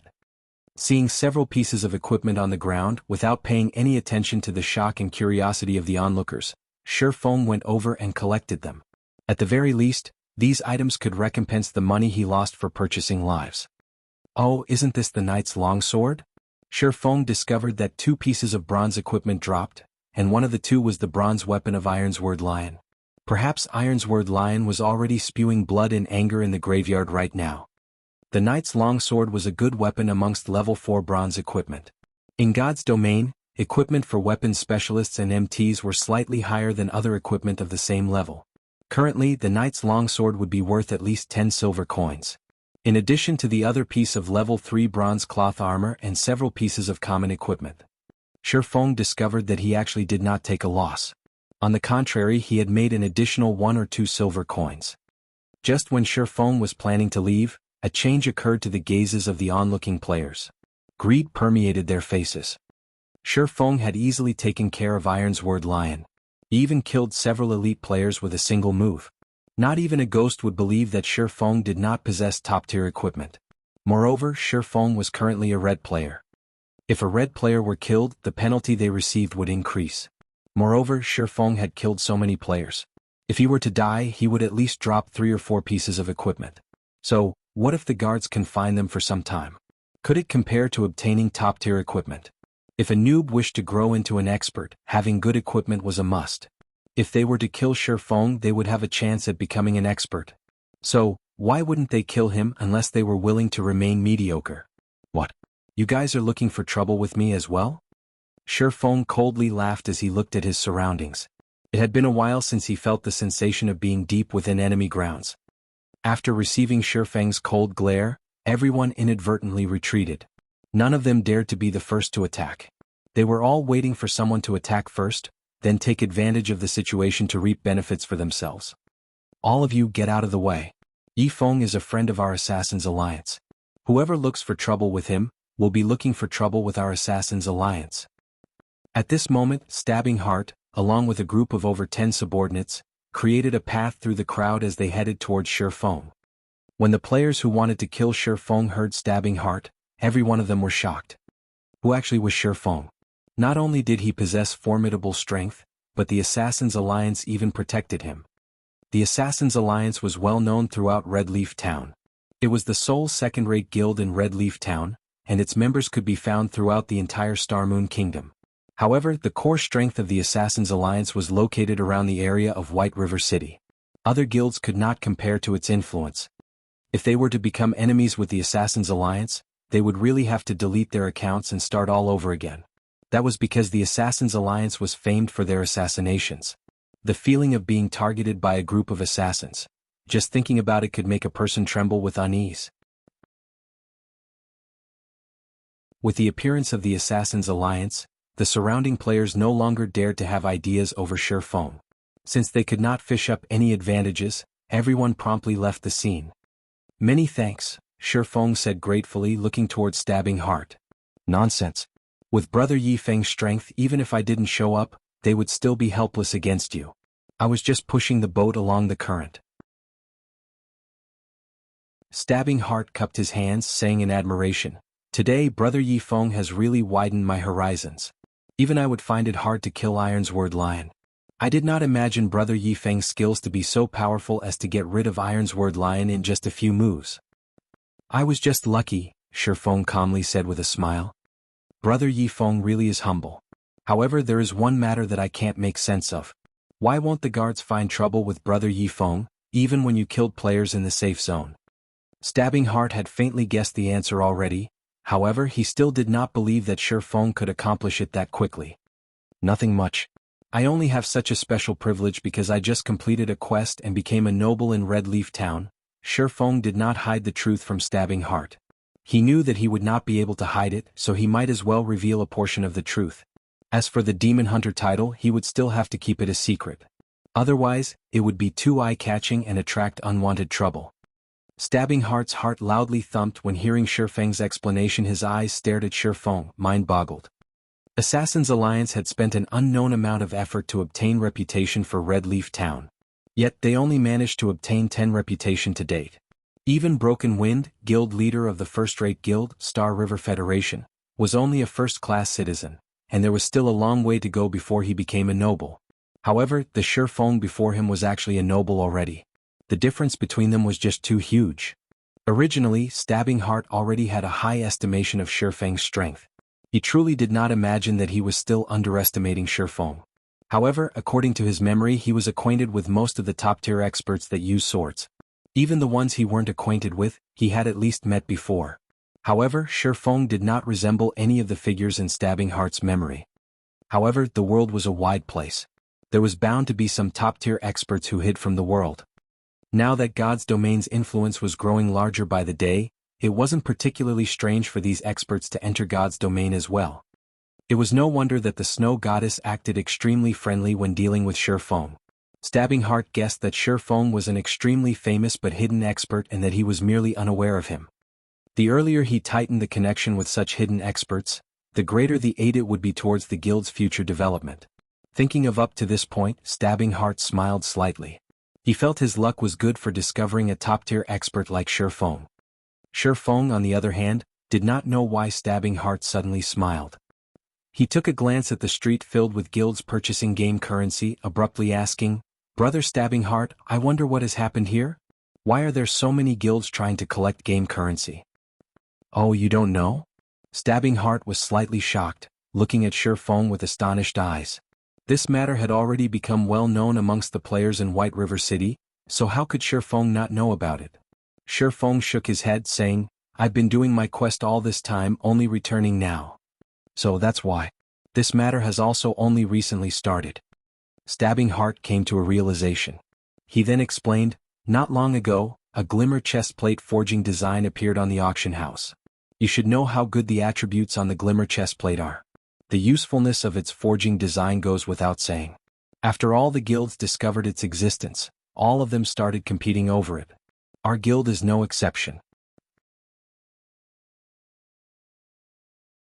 Unfortunately, our guild's background is still slightly lacking, and Star River Federation won the forging design for 2 gold and 33 silver coins.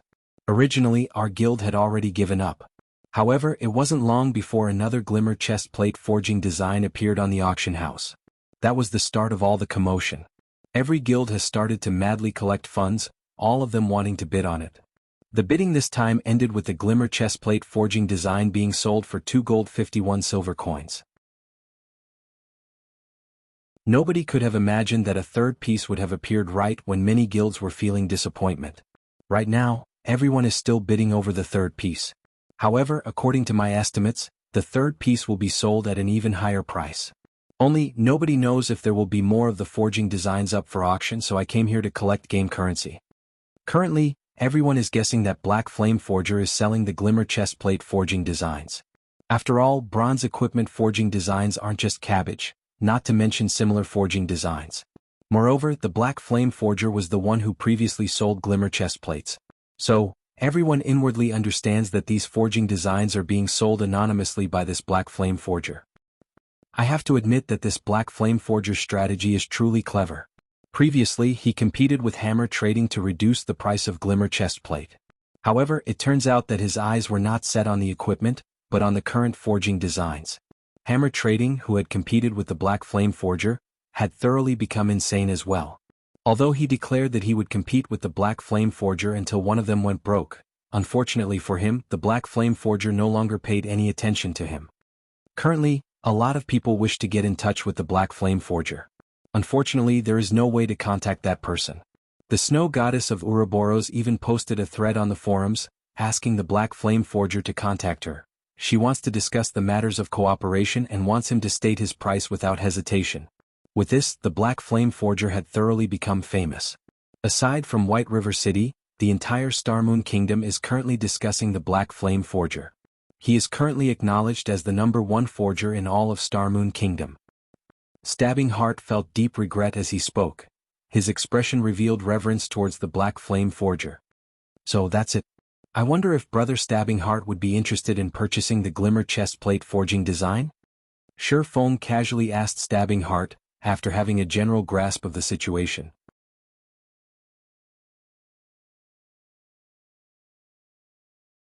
Chapter 77, Adding Fuel to the Fire. Although Sure Fong only casually asked, Stabbing Heart's head however abruptly spun, his eyes looking at Sure Fong with anticipation.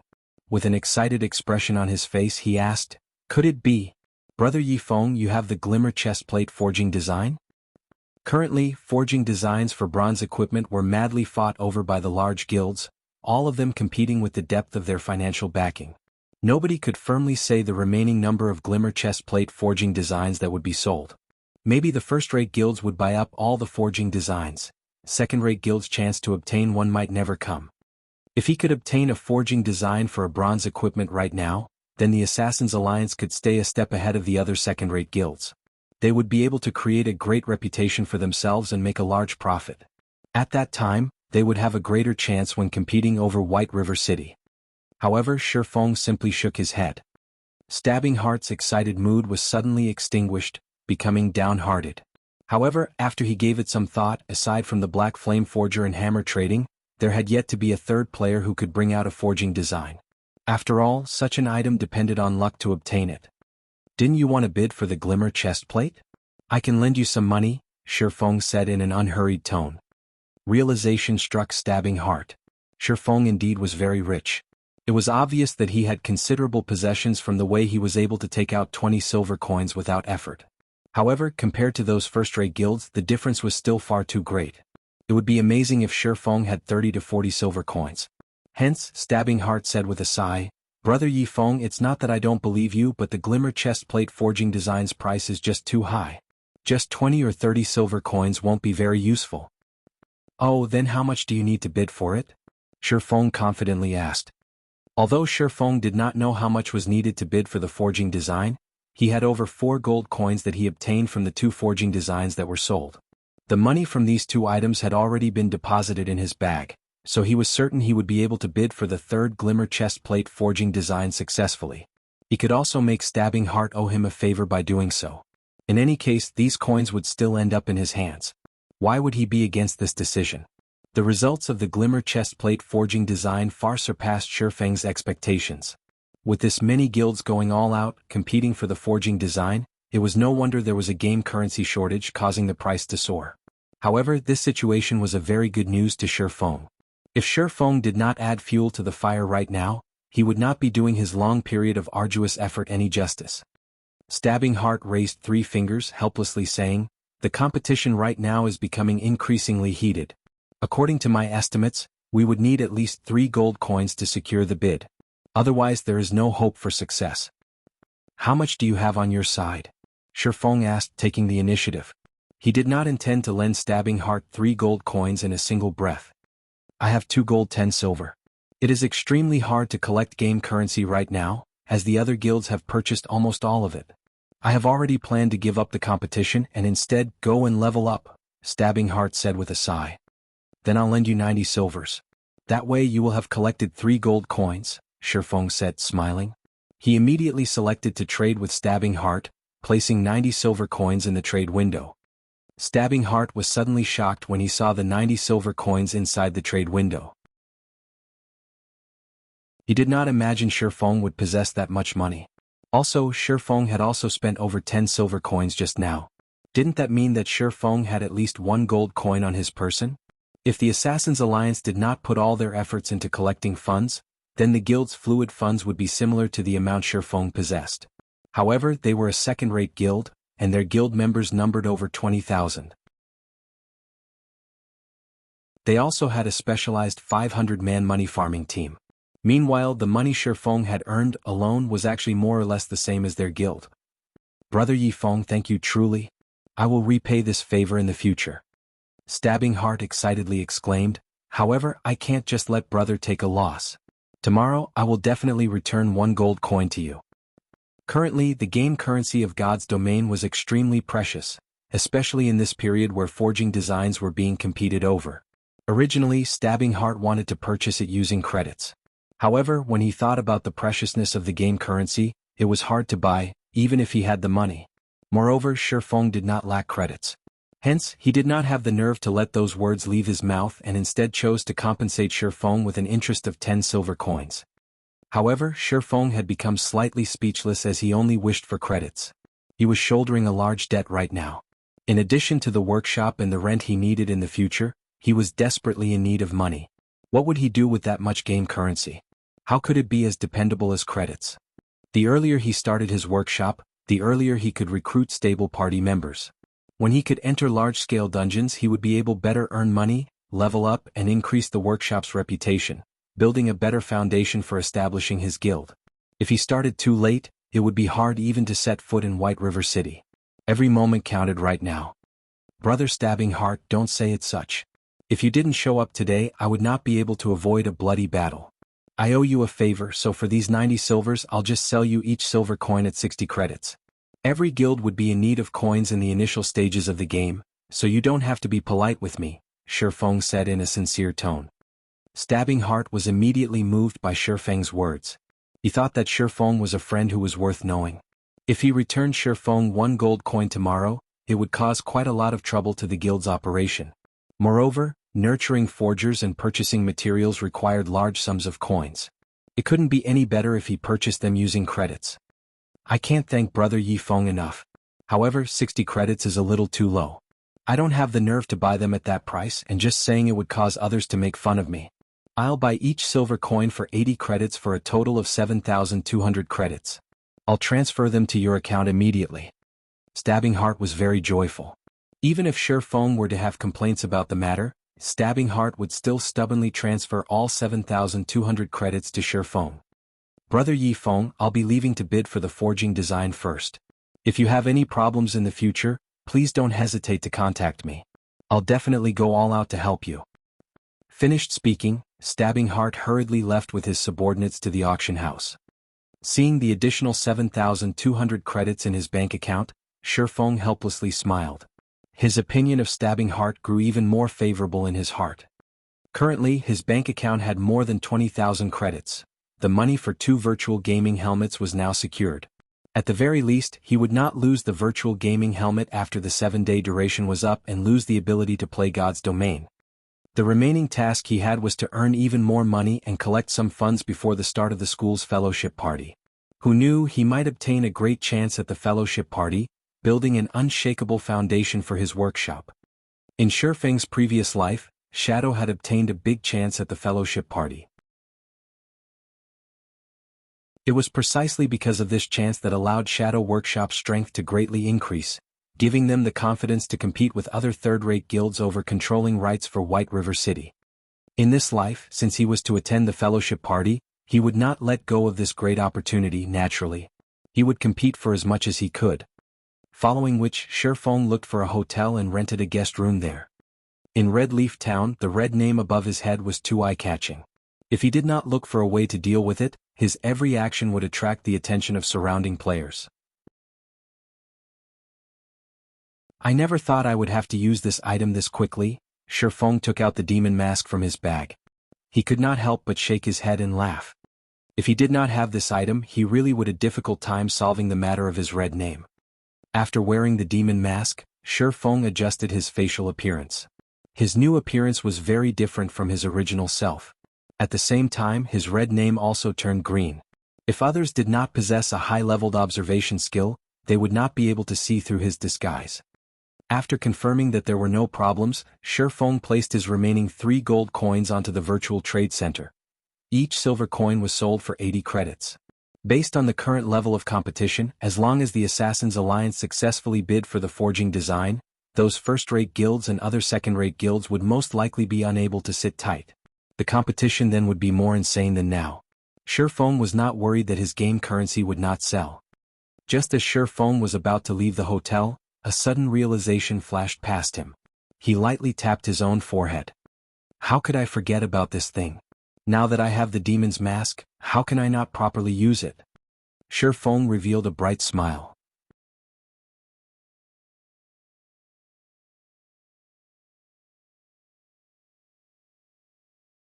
Chapter 78, Black and White Interweave.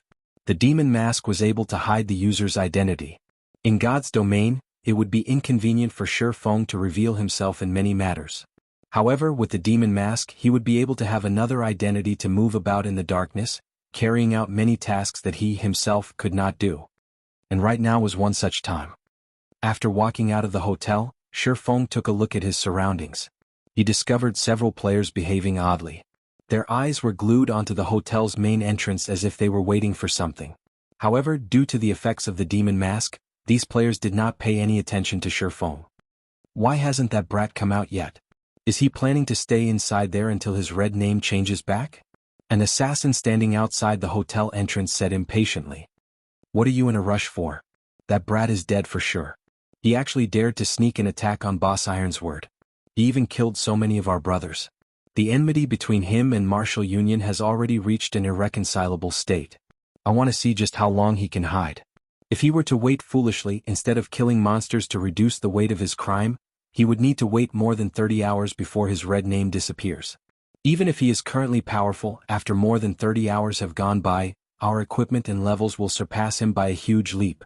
At that time, killing him to level 0 will be much easier, another assassin said with a sneer. While these players from Martial Union were making fun of Shifeng, they did not notice their target standing right next to them, and that he heard every single detail of their conversation. Martial Union sure is quick in taking action. They really are thinking highly of me if they sent a party of assassins to watch out for me. Unfortunately, I don't have the time to play around with them. I'll just let them wait for the sky to turn bright. Shifeng had long since guessed that Ironsword Lion would not let him go. After all, Shifeng had crossed paths with Ironsword Lion many times in his previous life. He had a very good understanding of Ironsword Lion's personality. Ironsword Lion would definitely want revenge. Even if he had to pay a great price, as long as he was able to obtain revenge, he would definitely do it. Moreover, he would repay it hundreds to thousands of times over. If one were to put it nicely, Ironsword Lion was a simple man. If one were to put it badly, however, Ironsword Lion was a person with a one-track mind. Others could easily discern his thoughts. Following which, Shifeng departed from the hotel with a carefree attitude. Meanwhile, the party of assassins was still foolishly waiting in front of the hotel's entrance. They were jeering at Shifeng's cowardice, only daring to hide inside the hotel. In the end, death would still be awaiting him. At the trade area, a sea of people crowded in front of the auction house. Shifeng could not even squeeze himself inside to purchase materials. Without a better option, Shifeng could only give up for now and visit the Chefs Association to take a look at Violet Cloud's progress first. Compared to the currently popular Forging Association, the Chefs Association was completely deserted. There was only a fragment of lifestyle players entering and leaving the association. After arriving at the kitchen he previously rented, Shifeng readjusted the demon mask, returning to his original appearance but still hiding his red name. After entering the kitchen, Shifeng discovered Violet Cloud currently concentrating on making fruit juice. Her hand movements were extraordinarily speedy and experienced. She was currently also level 3, surpassing many other lifestyle players. Although Shifeng had seen many master chefs make cold beverages before, none of their actions were as smooth and natural as Violet Cloud's. It was truly hard to believe why Violet Cloud would say her production speed was extremely slow. Her speed was shockingly fast. Did Violet Cloud intentionally trick him? Shifeng shook his head, feeling that Violet Cloud had no reason for doing such a thing. Hence, he walked over and suddenly asked, "Violet, how are you faring?" However, as if Shifeng's question did not enter Violet Cloud's ears, she was still concentrating on making fruit juice. There was nothing else present in her heart. Looking at Violet Cloud's degree of focus, Shifeng was slightly shocked himself. He no longer tried to interrupt Violet Cloud and instead, chose to stand by the side and observe her. After more than 10 minutes had passed, Violet Cloud had yet to discover Shifeng's presence. Meanwhile, she had already crafted more than 10 cups of fruit juice. These fruit juices looked extremely refreshing, and they gave off a faint, captivating fragrance. After she used up the materials in her hands, just when Violet Cloud was about to retrieve more. Violet Cloud was shocked into a jump as she discovered that her boss, Shifeng, was standing behind her. From the looks of it, he had been waiting for quite some time now. Violet Cloud's heart became frantic as she thought about how she let her employer wait for so long. Lowering her head, she said in a nervous tone, "Sir, have you completed the 900 cups of fruit juice?" Shifeng asked with a smile. Shifeng's evaluation of Violet Cloud had greatly risen as of this moment. The more focused someone was when doing something, the greater the efficiency. It was also easier for them to overcome difficulties. However, not everyone was able to constantly maintain a high degree of focus, just like how a student's thoughts would wander after studying for a long period of time, or become absent-minded after listening to the teacher's lecture for some time. However, Violet Cloud possessed extraordinary focus. When carrying out a task, her efficiency would definitely increase by several folds, doing half the work for double the effect. It was no wonder why she was able to become a cleric god in the end. Even if she were not a cleric and instead played some other job, her achievements would most likely still be great. And they're all done. However, I obtained a realization when I was making them before. After spending a lot of materials, I created a new fruit juice. You won't blame me for it, right, sir? Violet Cloud said, slightly afraid. After all, she did not carry out her task according to Shifeng's requirements. After completing the 900 cups of fruit juice, she went on to concoct other recipes. Shifeng involuntarily laughed. Looking at the hundreds of cups of fruit juice on the table, he encouragingly said, "Why would I blame you? More than that, I want to reward you. With the new fruit juice, I will have greater confidence in carrying out that task of mine. Here are 3 silver coins as your reward. I hope that you can bring forth many new creations in the future. As for your share in the sales of these fruit juices, I'll give it to you after I sell them. As for the fruit juices, you no longer need to make them for now. Afterward, focus on making the wolf meat dishes. I still have a great use for them." Currently, players did not regard wolf meat as precious. However, after it was turned into a wolf meat dish, its price could be increased over 10 times. Such an increase was due to the fact that after consuming the wolf meat dish, every job would have their main attributes increased by 5 points, and its duration was 1 hour. Such an increase was extremely attractive to a majority of the players.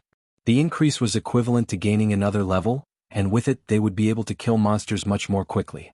Only after taking the manufacturing costs into account, most of the current chef players did not pay much attention to dishes with such high costs. However, by the time they did pay attention, they would have already missed a huge opportunity. "Thank you, sir. I will definitely complete my task." Excitement and appreciation filled Violet Cloud's face after she received the 3 silver coins. She felt she was truly lucky for being able to meet Shifeng. Otherwise, she would still have to conduct sales out in the streets only to end up selling just a few cups. Even if she were to strive for an entire week, she would not be able to earn 3 silver coins. Yet, she had such an amount with just a day's effort. Following which, Shi Feng stored all the fruit juices in his bag. There were more than 1,700 cups of them, and if each cup were sold at 1 copper coin, then that would sum up to 17 silver coins. To an average player, it was definitely a huge sum of money. To Shi Feng, however, it was just spare change.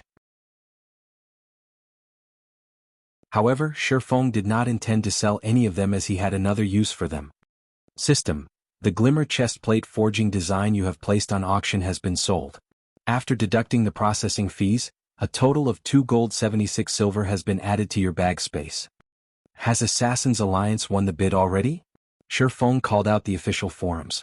Just as expected, the Assassin's Alliance posted a thread, widely advertising the forging design they successfully bid on and taking the chance to increase their fame and influence. After all, being able to purchase a forging design indicated the guild's background. This would cause many leisure players to reconsider their estimates of the Assassin's Alliance's strength. Violet, if you wish to convert your coins to credits, wait for another hour or 2 before registering them on the virtual trade center. That way you will be able to obtain a higher price, Shi Feng reminded Violet Cloud after some thought. Violet Cloud obediently nodded her head. Although she did not understand Shi Feng's intentions, she still chose to believe in him. After all, Shi Feng was currently her knight in shining armor.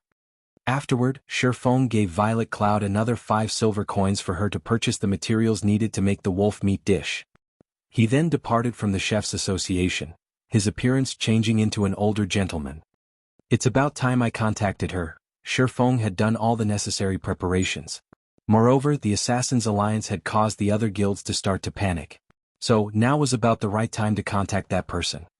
Shi Feng called out his friend Window and looked for the snow goddess, a cunning smile appearing on his face.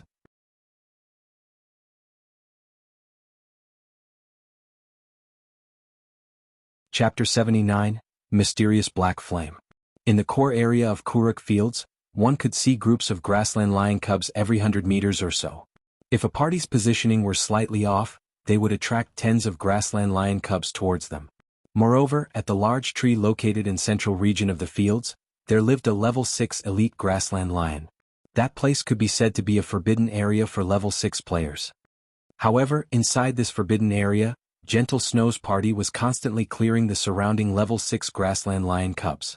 They were clearing out an empty land for the purpose of hunting the elite grassland lion. If ordinary players were to see their daring actions, they would definitely exclaim in astonishment. A party waged battle against more than 10 grassland lion cubs. Wearing a suit of azure armor, Gentle Snow valiantly battled. She was like a war goddess fighting 1 against 10,000. A simple slash from her had sent 3 grassland lion cubs flying. Simultaneously, she was dodging the claws of the remaining 2 lion cubs. If an expert were to see Gentle Snow battle, their eyes might have popped out of their sockets by now. Although her single slash seemed simple, she struck the vital points of all 3 grassland lion cubs. Her dodges were even more accurate. It was like she possessed eyes at the back of her head. Without even turning her head, she was able to avoid the claw strikes that came from behind her. On another side, the flame witch, Zhao Yueru, was like an artillery cannon. A single frost flame blast from her had taken away a third of the grassland lion cub's HP. Just when the grassland lion cub switched hatred and was about to rush at Zhao Yueru, the woman herself revealed a smile of disdain. As her mouth chanted the final verse of an incantation, her lily-white hands finished writing the incantation. Following which, a flame dragon appeared. The dragon spewed scorching hot flames, immediately decimating the grassland lion cub rushing towards Zhao Yueru. Zhao Yueru's control over magic was extremely subtle, reaching its pinnacle. Her chanting and tracing were even more extraordinary. Normally, players would need 3 seconds to complete both actions, but Zhao Yueru only spent 6 seconds. Her completion rate was even at 86%, increasing the damage of Fire Dragon's roar by 120%. This single move instantly took away 2/3 of the grassland lion cub's HP. A few moments later, more than 10 grassland lion cubs lay dead on the ground. Rest for a while and prepare to lure those 2 elite grassland lions over. Shield warrior, you'll tank one while I handle the other. After tidying up the loot, Gentle Snow commanded as she looked towards the 2 patrolling elite grassland lions in the distance. Just as everyone was resting, Gentle Snow received a single message signed with the name of Black Flame. Looking at this signature, Gentle Snow's brows slightly wrinkled. Previously, she put out word that she wished to discuss matters of cooperation with the Black Flame Forger. It did not take long before she received a reply. Originally, she had felt rather joyous at the fact. However, a few moments later she received another pile of similar messages. All of them claiming themselves to be the Black Flame Forger. However, after undergoing a simple questioning and identification, she discovered that all of these players were fakes. Every one of them wanted to swindle some money from her. Snow, is it another harassing message? Why not you just set it so you can only receive messages from your friends? That way these messages won't bother you anymore. Zhao Yueru suggested after noticing Gentle Snow's unnatural behavior. Gentle Snow shook her head, saying in a serious tone, I'm not acquainted with the Black Flame Forger.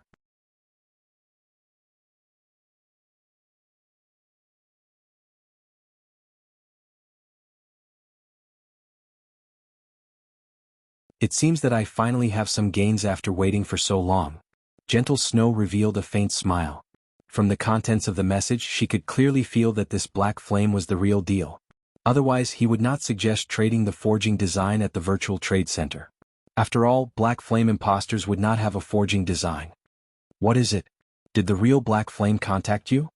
Looking at Gentle Snow nodding to her question, Zhao Yueru became immediately excited. Wishing to meet this mysterious forger, she asked, when do we meet him?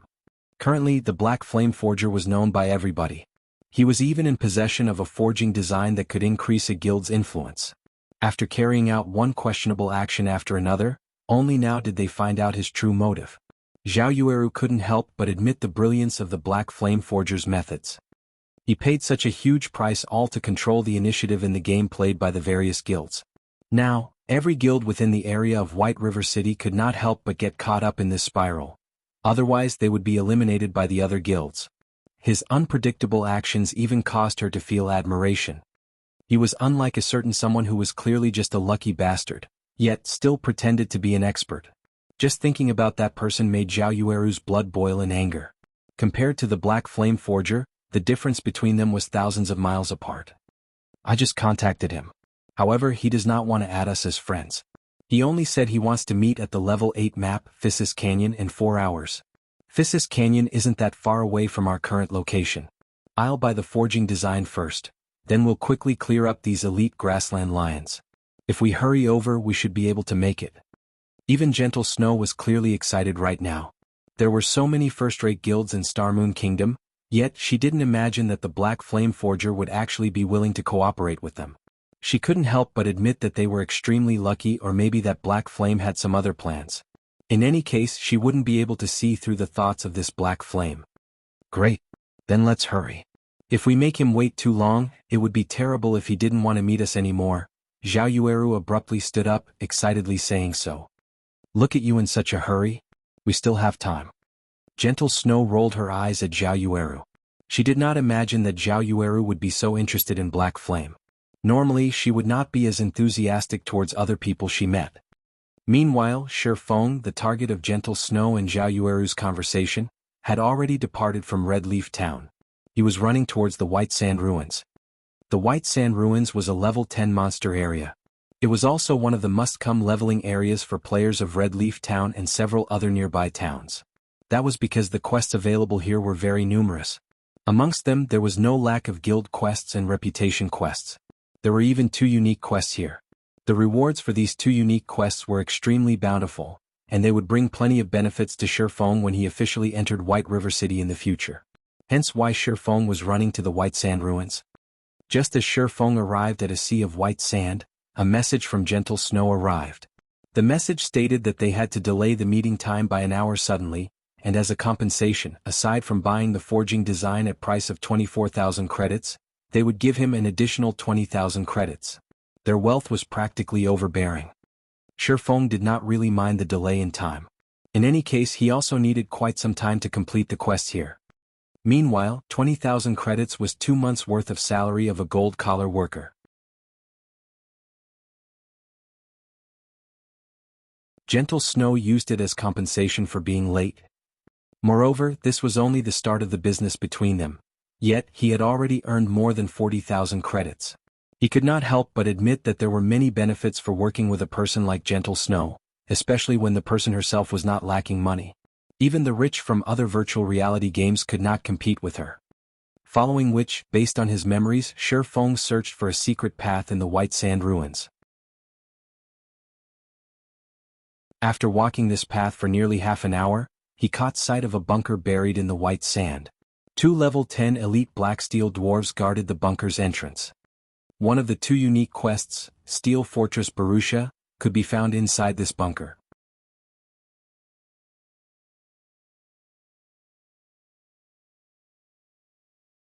Chapter 80 Steel Fortress Barusha. Black Steel Dwarves. They were a group fanatics addicted to forging. The civilization of the Black Steel Dwarves was once incomparably brilliant, and their shadows could be found in the creation of countless pieces of legendary equipment. The arms of Black Steel Dwarves were as thick and robust as their thighs, and their muscles were as hard as stone. In addition to their dark skin color, often they were mistaken for rocks during nighttime, and many people would sit on them accidentally. Of course, the consequences of such an action were very grave, as the thing these Black Steel Dwarves hated the most was being treated as stools. Shi Feng straightforwardly walked over. This bunker in the White Sand Ruins was extremely well hidden. In Shi Feng's previous life, it took a long time before the many guilds doing quests in the White Sand Ruins discovered the bunker. They received many good quests from this bunker, and some quests even gave away mysterious iron equipment. However, such quests usually required a party in order to complete them. It was absolutely impossible for a person to complete them alone. However, compared to these quests, the favorability of these Black Steel Dwarves was much more important. This secret was also only discovered after players had already reached more than 20 levels. There was a unique quest called Steel Fortress Barusha, available here. However, because the unique quest required a certain amount of favorability before a player could receive it, many players missed the chance to obtain it. On the contrary, an unknown average player received the unique quest. Moreover, after completing the unique quest, the player instantly became the recruitment target of many guilds. Arriving in front of the bunker's entrance, the 2 elite Black Steel Dwarves standing guard let Shi Feng enter after giving him a simple glance. The inside of the bunker was very large. It was just like an underground town. Black Steel Dwarves were everywhere, and the majority of the streets were composed of either weapons and equipment shops or bars, with very few places of entertainment. Moving along the main street, Shi Feng arrived before a steel building after making several turns and detours. The building was the city hall, and when Shi Feng entered the building, the town mayor, a level 30 elite NPC, quickly noticed him. As it has been a long time since any outsiders entered this small town, the mayor happily went up to welcome Shi Feng. "Hello, adventurer. Welcome to Stonehammer Town. I am Blackbeard, the town mayor." Blackbeard warmly said. "Hello, Lord Mayor. It is my first time coming here, so I wonder if I could be of any use to you?" Shi Feng performed respectfully, as such actions would give NPCs a more favorable opinion of him. Blackbeard caressed his thick beard. After thinking for a while, he said, "Adventurer, our small town indeed needs help. The weather of area around here is getting hotter by the day, and our water supply is continuously diminishing. As a result, it is getting harder for the inhabitants to live in this small town. I will pay a sufficient price, so I hope you can help us obtain a large water supply or something that can help with the heat." "System, do you wish to accept the quest, Blackbeard's request?" Shi Feng revealed a faint smile. He was here exactly because of this. "I will be happy to help," Shi Feng responded. The most important thing in Rockhammer Town was the town mayor's favorability. However, the town mayor's favorability was not that easy to obtain. That was because the quest he gave was not easy to complete. Moreover, the rewards of the quest were few, causing many players to give up on grinding for the town mayor's favorability. System, quest Blackbeard's request accepted. Offer 100 bags of clear water or 5 cups of cold beverage to the town mayor Blackbeard.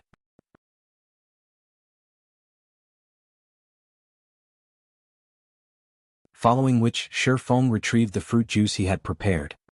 For every 5 cups of fruit juice Shi Feng offered, he could obtain 2 copper coins, an increase of 1 point to Blackbeard's favorability, and 100 EXP. To a level 8 to 9 player, 100 EXP could be considered negligible. Just by simply killing a level 10 common monster, they would be able to obtain over 200 EXP. Moreover, 100 bags of clear water were sold for 5 copper coins in other towns, and 5 cups of the cheapest kind of cold beverage would similarly cost 5 copper coins. After deducting the cost, that meant that players would be spending 3 copper coins in exchange for 100 EXP. Only a lunatic would be willing to do such a thing. However, Shifeng was very willing. To his current level, 100 EXP was not a small amount. It was a lot more than the EXP he would obtain from killing a level 5 common monster. Following which, Shifeng handed over fruit juices without stop. After he handed over 1,000 cups of fruit juice, he obtained a total of 400 copper coins and 200 points of favorability. He also obtained 20,000 EXP, instantly bringing him up to 69% of level 4. He had risen so much just within 10 short minutes. It was literally faster than grinding on level 10 elite monsters. After his favorability reached 200 points, Shifeng started asking Blackbeard about the unique quest.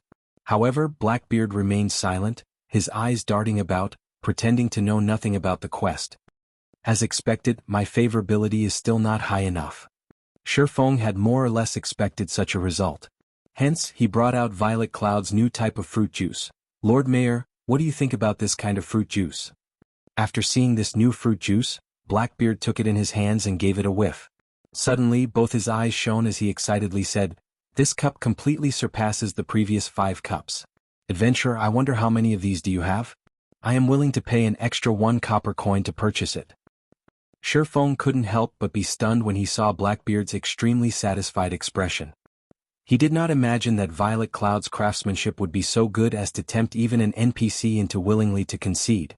Such a situation was very rarely seen in God's domain. Since Blackbeard liked the new fruit juice, Shifeng naturally continued the transaction without stop. He had a total of 750 cups of the new type of fruit juice. Every cup earned him 3 copper coins, 1 point of favorability, and 100 EXP. It could be seen just how much Blackbeard loved this item. In such a way, Shifeng easily received 2,250 coppers and 750 points of favorability. He also received 75,000 EXP, instantly bringing him to 46% of level 5. His leveling speed was like a rocket.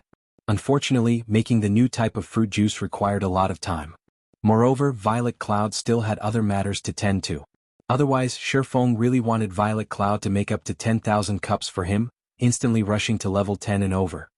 With 950 points of favorability, the town mayor Blackbeard finally opened his mouth. Moreover, he did not hide any secrets this time. He was treating Shifeng like his close friend. Shifeng had even received the Stonehammer key, which had not been mentioned by the player in his previous life. System: Unique quest Steel Fortress Borussia accepted. Player is required to go to Phissis Canyon to look for the fallen Steel Fortress Borussia and obtain the Titan's heart from within it. Town Mayor Blackbeard will provide an extremely bountiful reward for it. With such a high amount of favorability, Shifeng could also purchase forging designs from Blackbeard. Shifeng was shocked after taking a rough look at the available items. There were a total of 10 forging designs for sale, 5 of them were common equipment forging designs, 3 of them were bronze equipment forging designs, 1 of them was a mysterious iron weapon forging design, and the last was a mysterious iron equipment forging design. Blackbeard must have even taken out his inheritance with this. These forging designs were all for level 8 to level 10 equipment. However, the bronze equipment forging designs were sold for 60 silver coins each, while the mysterious iron ranked forging designs were sold for up to 1 gold and 50 silver coins. Even if an average player were to discover them, they would definitely be unable to purchase them. Fortunately, this time around, Shifeng had sold another 3 pieces of the glimmer chestplate forging design.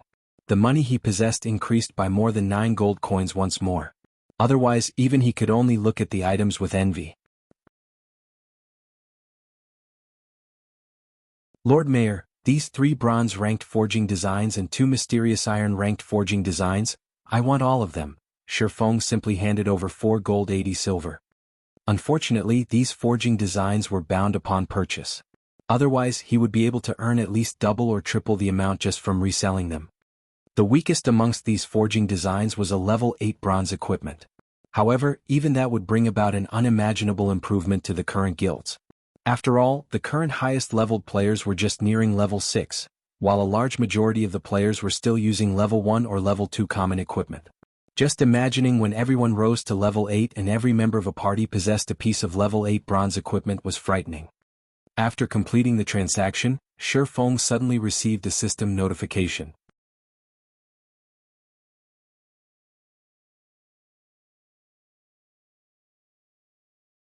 Chapter 81, Equipment Improvement.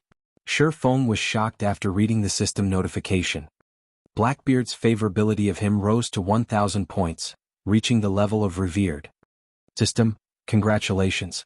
You are the first player to achieve Revered favorability with an NPC, rewarding 1 mysterious iron treasure chest. Luck really can't be stopped once it comes. I wonder what items will come out. Shi Feng impatiently opened the refined mysterious iron treasure chest. Inside the treasure chest there was a piece of equipment and an ornament. Dark Pursuer's Cape, Secret Silver Rank. Equipment requirement: Agility 70. Defense plus 20. Strength plus 4, Agility plus 8, Endurance plus 4. Movement speed plus 2. Evasion plus 6. Additional ability, Silent Steps, allows the user to arrive at the target's back silently. Maximum range of 40 yards. Cooldown, 3 minutes. Interpreter's Pendant, Mysterious Iron Rank. Level 7. Equipment requirement: Intelligence 30. Intelligence plus 6, Endurance plus 2. Magic damage increased by 5%. In the current times, these 2 pieces of equipment could be considered extremely rare. It was especially true for the Dark Pursuer's Cape. The cape was well suited for weapons specialists, and it would definitely increase their strength when equipped. Meanwhile, Silent Steps was an ability similar to the instantaneous movement of mages and shadow steps of assassins. It was equipment meant for PK. The Interpreter's Pendant was even more of a top-tier ornament. Just based on the 5% increase in magic damage alone, mages could continue wearing the pendant until level 20 without falling behind in the slightest. Let's give this ornament to Blackie. After some thought, Shi Feng deemed that Blackie was most reliable person right now, and he was also a mage. As for the cape, he was currently unable to equip it. Its requirement of 70 agility was just too high. At the very least, Shi Feng needed to be level 10 before he could equip it. Looking at the equipment, Shi Feng suddenly recalled that he was already level 5. Just by relying on the Abyssal Blade's attributes, in addition to adding his 6 free attribute points into strength, he was now able to equip the Silver Moon set equipment. Just at level 5, Shi Feng was able to equip the best set equipment for swordsmen under level 10.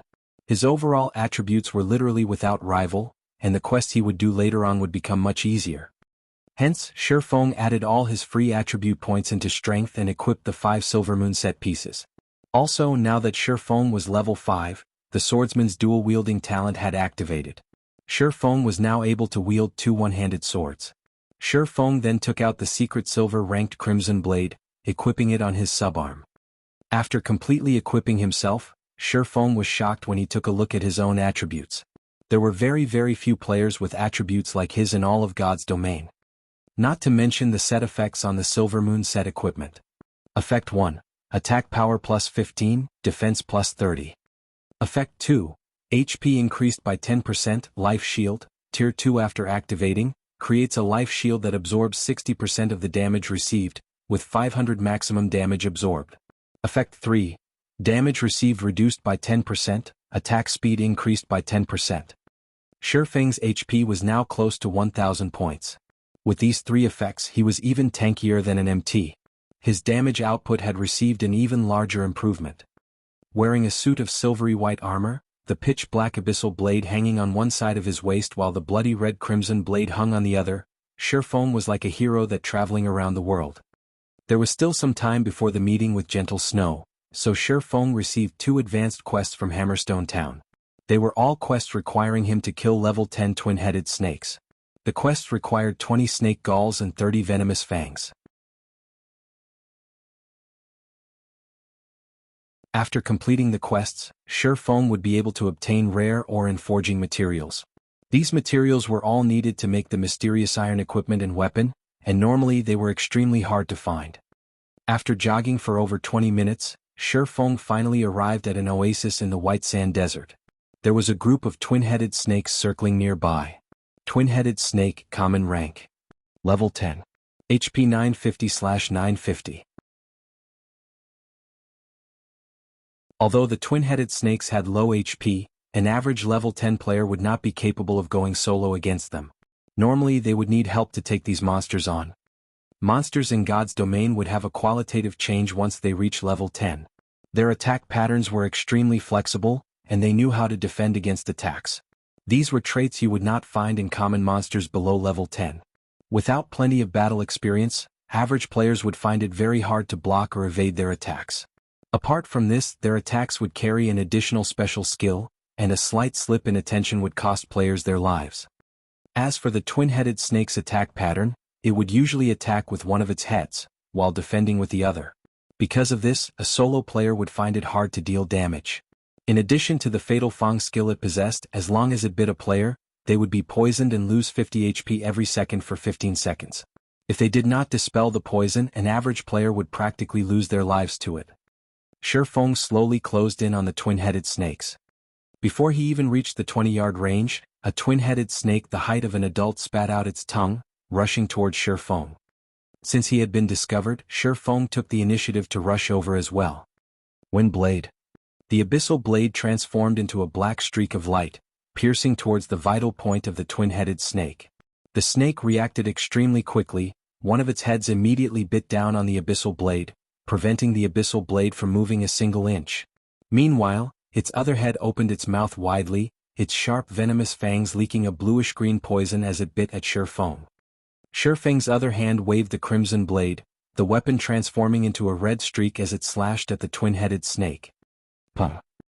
He stuck as the twin-headed snake was retreating, and a damage of over 60 points appeared above its head.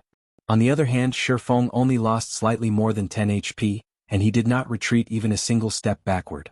Following which, the abyssal blade slashed towards the undefended belly of the twin-headed snake, immediately causing -96 damage. Incidentally, the abyssal blade's ability, Doom Curse, was triggered, greatly reducing the twin-headed snake's attributes. However, Shifeng was not finished. He continued slashing the crimson blade, piercing the twin-headed snake's vital points and causing another -112 damage. By the time the twin-headed snake started reacting, its HP had already been reduced by half.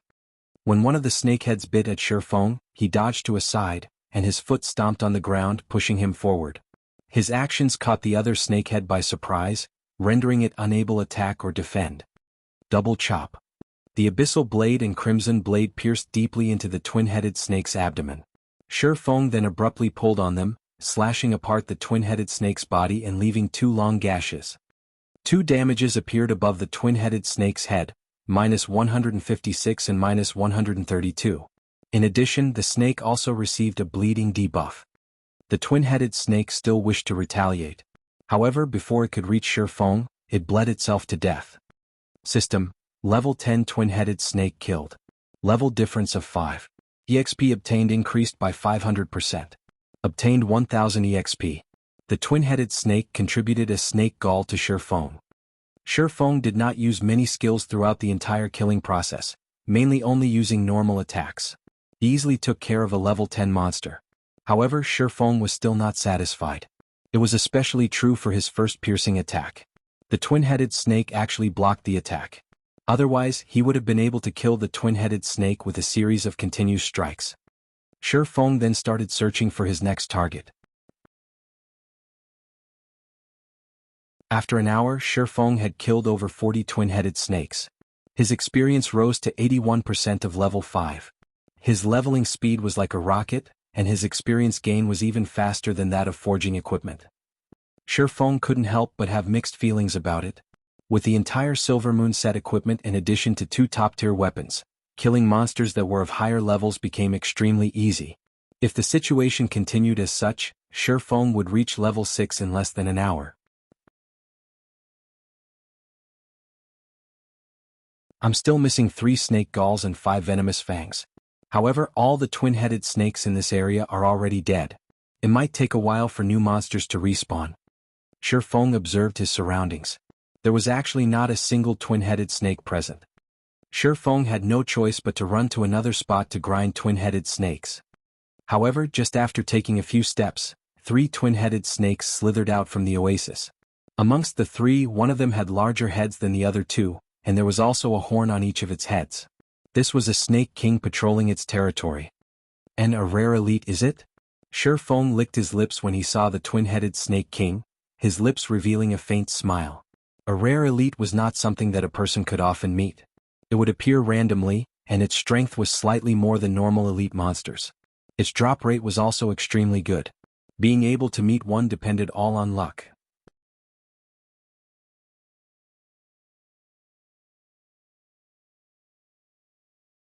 Chapter 82, Killing the Twin-Headed Snake King.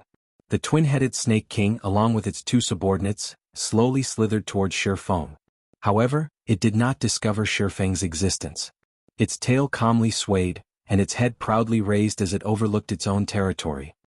Meanwhile, the two normal twin-headed snakes were closely following the Snake King. They did not act proudly like the Snake King, but more like bodyguards, their chilling gazes sweeping across their surroundings. As long as there were any signs of activity, they would immediately become their king's sharp swords, killing all enemies that were harmful to their king. From when the twin-headed Snake King approached his location to when it turned around and left, Shi Feng only watched it silently. However, Shi Feng was in no hurry to make a move. Instead, he stealthily followed it, using observing eyes on it and waiting for the best terrain to start his attack. Twin-headed Snake King Rare Elite. Level 10. HP 4,000/4,000. The other two twin-headed snake guards were both common monsters. They were both level 10, and they both had 1,400 HP. Shi Feng was about to face 3 level 10 monsters together. Moreover, there was even a rare elite amongst them. Even though Shi Feng equipped with the full Silver Moon set equipment, he still needed to plan properly before taking action. After all, the few can't fight the many. Also, the snake race had extremely quick movement speeds and the Snake King even more so. Shi Feng followed the twin-headed Snake King to an area filled with sandstone. There were several stones taller than a person here that could be used to obstruct the twin-headed Snake King's vision, so Shi Feng finally started taking action. Shi Feng would be at a big disadvantage if he were to take on all 3 twin-headed snakes at the same time. So, he needed to split them up and kill them one at a time, with the common monsters taking priority. Shi Feng immediately used Phantom Kill, letting his doppelganger stay behind waiting while he took charge. Shi Feng used Wind Blade, his sword stabbing at the nearest twin-headed snake guard. With the ambush and the speed increase from Wind Blade, the twin-headed snake was not able to react to the attack at all. Shi Feng's 2 swords immediately stabbed it in the backs, causing damages of -76 and -61. Following which, Shi Feng used Double Chop, causing -103 and -89 damage, and leaving the twin-headed snake guard with a bleeding effect. Shi Feng was fully equipped with top-tier equipment and high-leveled skills. Even if the twin-headed snake guard had a high defense, the damage Shi Feng could cause was extremely high. If it were a level 5 average player attacking the twin-headed snake guard, with the level suppression and the monster's high defense, they would at most cause -3 or -4 damage to it. The twin-headed snake guard wailed in pain. It immediately spun its heads around, attacking Shi Feng. The other twin-headed snake guard also came over, biting at Shi Feng.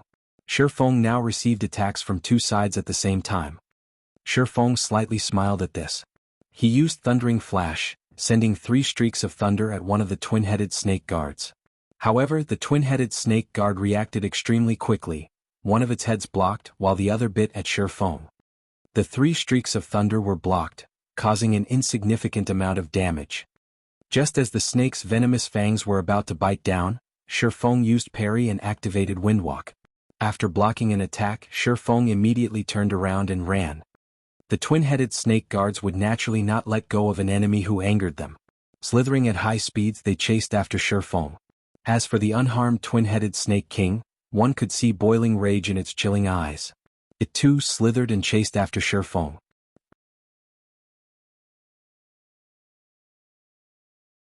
However, just after the twin-headed Snake King moved several yards, Shi Feng's doppelganger used Wind Blade and rushed at the twin-headed Snake King. The doppelganger slashed at the twin-headed Snake King's neck, causing -24 damage. The twin-headed Snake King was enraged by this attack. With the speed of a thunderbolt, the twin-headed Snake King bit at the doppelganger. As the doppelganger's goal had been achieved, it too activated Windwalk, turning around and leaving. Now the twin-headed snake guards were separated from the Snake King. Although the 2 twin-headed snake guards were tough, without the support of their king, they were unable to stand against Shifeng's fierce attacks. One move after another, Shifeng's blades would always strike at the vital points of the twin-headed snake guards. After all, the Silver Moon set equipment was not just for show. Right now, Shifeng's agility exceeded 60 points. Even if the twin-headed snake guards could defend against one of Shifeng's attacks in time, they would still be struck by his other sword. Every sword that landed would take away 60 to 70 HP, while the occasional critical hit would cause over -150 damage. Shifeng's sword strikes were like a fierce gale passing by. The sword strikes constantly landed on the two twin-headed snake guards, causing their HP to fall madly. Within a few moments, the two twin-headed snake guards breathed their last breaths. After looting the drops, Shifeng rushed at the twin-headed snake king. Currently, the doppelganger's HP had fallen below 30%. It was exhausting itself trying to pin down the twin-headed snake king. The rare elite's attacks were extremely quick. It would, from time to time, spit out a poisonous fog, enveloping a large area with it. The doppelganger only possessed 50% of the original body's attributes, so it could only constantly defend and escape. Otherwise it would have long since dropped dead. However, now that the original body had arrived, the doppelganger did not need to pin down the twin-headed snake king any longer. Shifeng immediately used 9 Dragon's Slash, shooting out 9 phantoms of the abyssal blade. Shifeng then used Defensive Blade, his attack range greatly increasing. He could only attack from afar when facing the twin-headed snake king, who was capable of spewing out poisonous fog. If he were to enter a melee with the twin-headed snake king, he would not last 20 seconds. Even if he were to activate all of his life-saving skills, he still would not survive. The twin-headed snake king was very cunning. When facing Shifeng, one of its heads defended against Shifeng's attacks while its other head constantly attacked his doppelganger, paying no attention to Shifeng himself. After 3 to 4 hits, the doppelganger could no longer take it, vanishing. Meanwhile, the twin-headed snake king's HP was still over 70%. Its other head now turned to stare at Shifeng. It opened its mouth, spitting out a mouthful of poison. The poison was like an arrow as it shot towards Shifeng. Shifeng's expression suddenly sank. His body dodged sideways, avoiding the poison. When the poisonous fluid struck a sandstone, the fluid immediately passed through, leaving behind a large hole. This was the twin-headed snake king's corroding acid. If one were to block it, though a secret silver weapon might still be fine, a common weapon would immediately melt. As for a bronze weapon, its durability would at least be reduced by half, and taking 2 hits from the corroding acid would turn it into scrap. In such a way, one man and one snake started maintaining their distance between each other, attacking and dodging.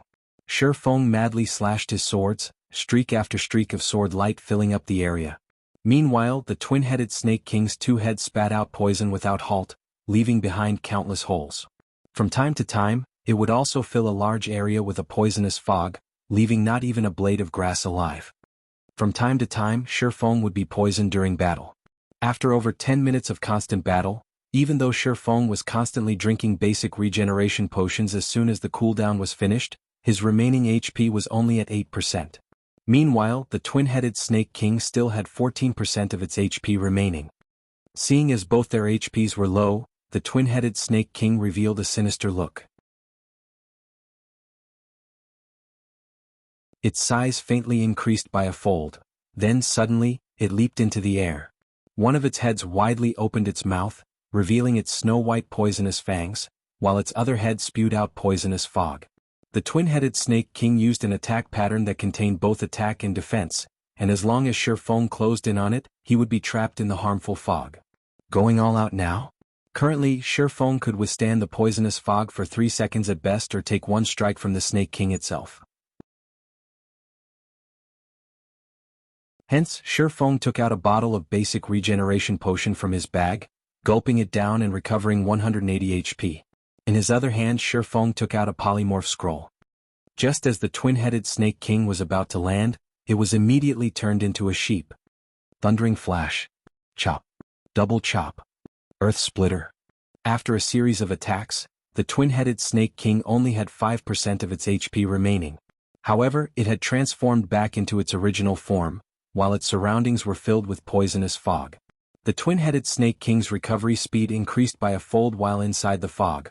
While its enemies would madly lose their HP, Shifeng immediately retreated, using Abyssal Bind on the twin-headed snake king. Feng then took out the Tier 1 magic scroll, continuous flame bombs, and started chanting. 5 large fireballs smashed onto the twin-headed Snake King's body, taking away the last of its HP. The twin-headed Snake King dropped 4 items as it died. System: Twin-headed Snake King killed. Level difference of 5. EXP obtained increased by 500%. Obtained 5000 EXP. Feng finally loosened his breath. As expected, a level 10 rare elite was extremely hard to deal with. If he did not possess the Silver Moon set equipment and the Tier 1 magic scroll, he would have been the one to die in this battle. Fortunately, Feng killed it.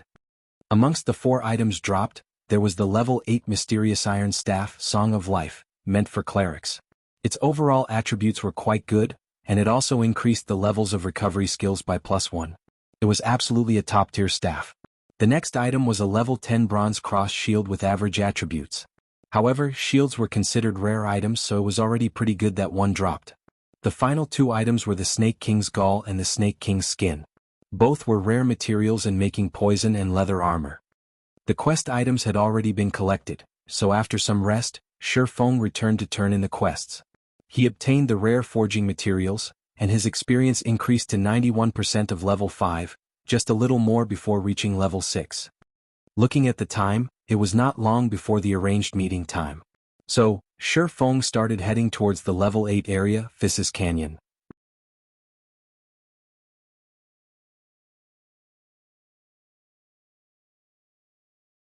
Chapter 83, Second Meeting. Physis Canyon, a paradise on Earth, it was a place filled with lush green vegetation. Multiple streams of water flowed through the canyon, while flocks of birds flew in the sky above. The forest, as well, was filled with the sounds of hundreds of birds squabbling with each other. Although this place was beautiful, right now there was not a single player that came here to level up. After all, the highest level player right now was just level 6. Normally they would be safely leveling up in level 6 or level 7 areas.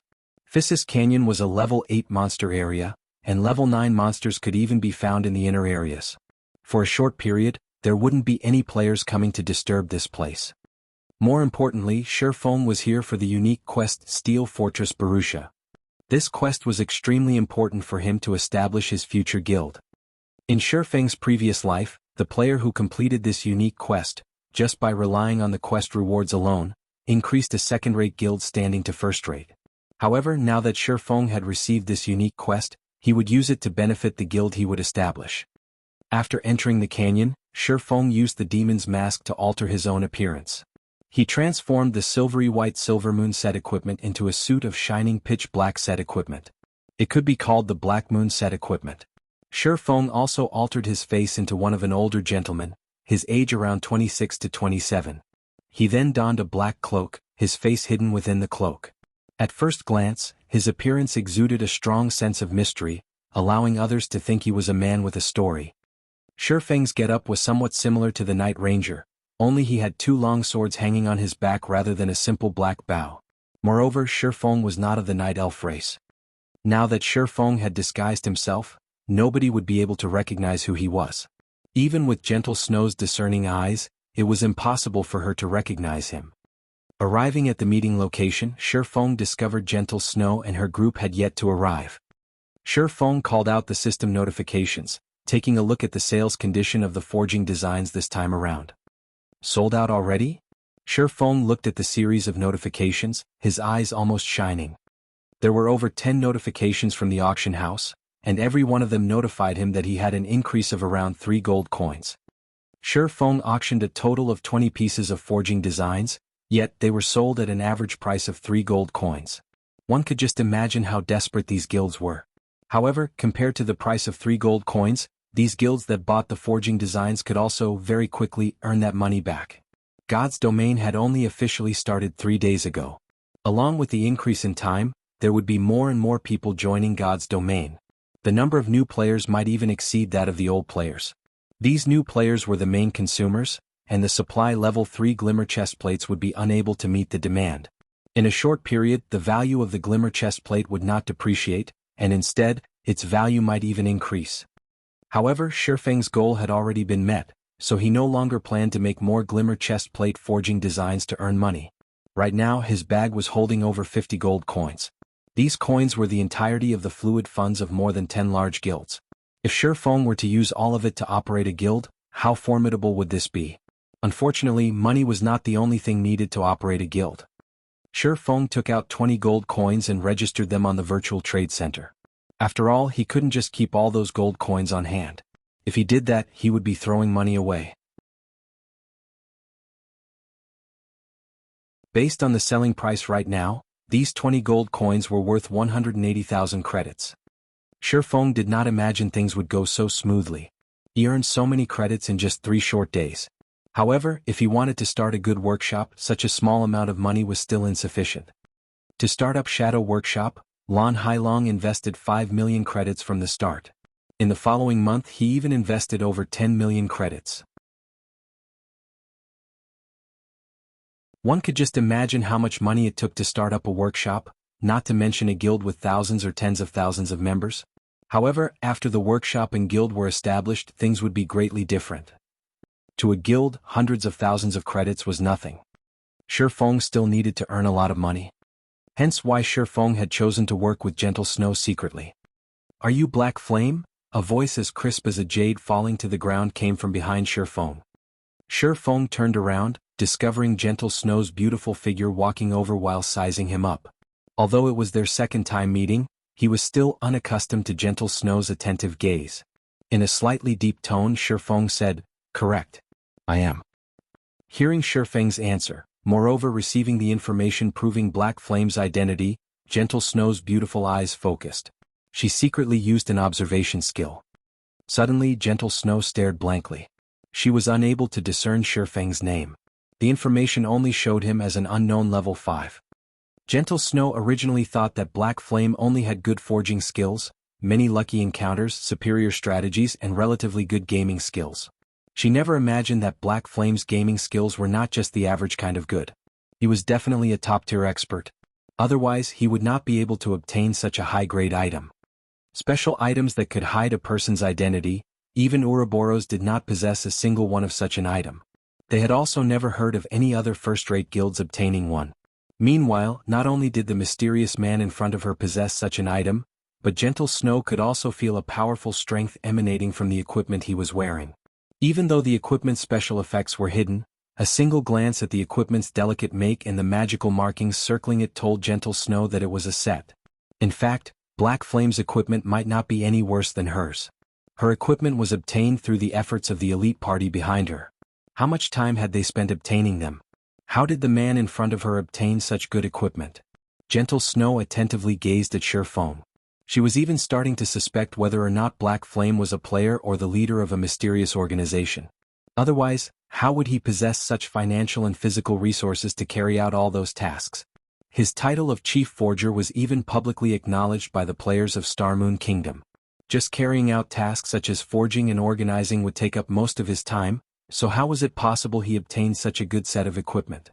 "Hello, I am called Gentle Snow, first vice leader of Ouroboros." Gentle Snow stretched out her jade-white hand in a very formal manner. It was different from the casual meeting when Shi Feng first met her, where she regarded Shi Feng with a superior attitude. The party members behind Gentle Snow were all shocked. They never imagined their leader would actually take the initiative to shake hands with someone else. Was this older gentleman in front of them that powerful to necessitate such formality? Zhao Yueru, who stood behind Gentle Snow, was constantly sizing up Shi Feng with her beautiful eyes. Prior to this meeting, Shi Feng's series of performances had caused her to become very interested in him. Now that she was meeting him in person, she discovered that Shi Feng's entire body was exuding a mature and calm feeling, causing others to pay attention to him inadvertently. Now that even Gentle Snow had given her approval, Zhao Yueru had a faintly better impression of him. "Hello, you can address me as Black Flame." Not wanting to act too aloof, Shi Feng shook hands with Gentle Snow. He discovered that her hand was very soft and smooth as expected. If Blackie were to know of this incident, he would most likely shake Shi Feng's hands, then not wash them for 3 days. The reason why Shi Feng did not completely alter the Silver Moon set equipment's appearance was to awe and intimidate them. Seeing the satisfying results, Shi Feng got right to the point and said, "I have contacted you this time to cooperate with your Ouroboros. I wonder what your opinion of this is?" "Of course we welcome it very much." If you are willing to become the chief forger of our Ouroboros, just state your price, Gentle Snow said with confidence. She guessed that Shifeng would demand an exorbitant price. However, as long as they could successfully poach Shifeng, then everything would be worth it. Moreover, with her current influence, satisfying Shifeng's appetite was no problem at all.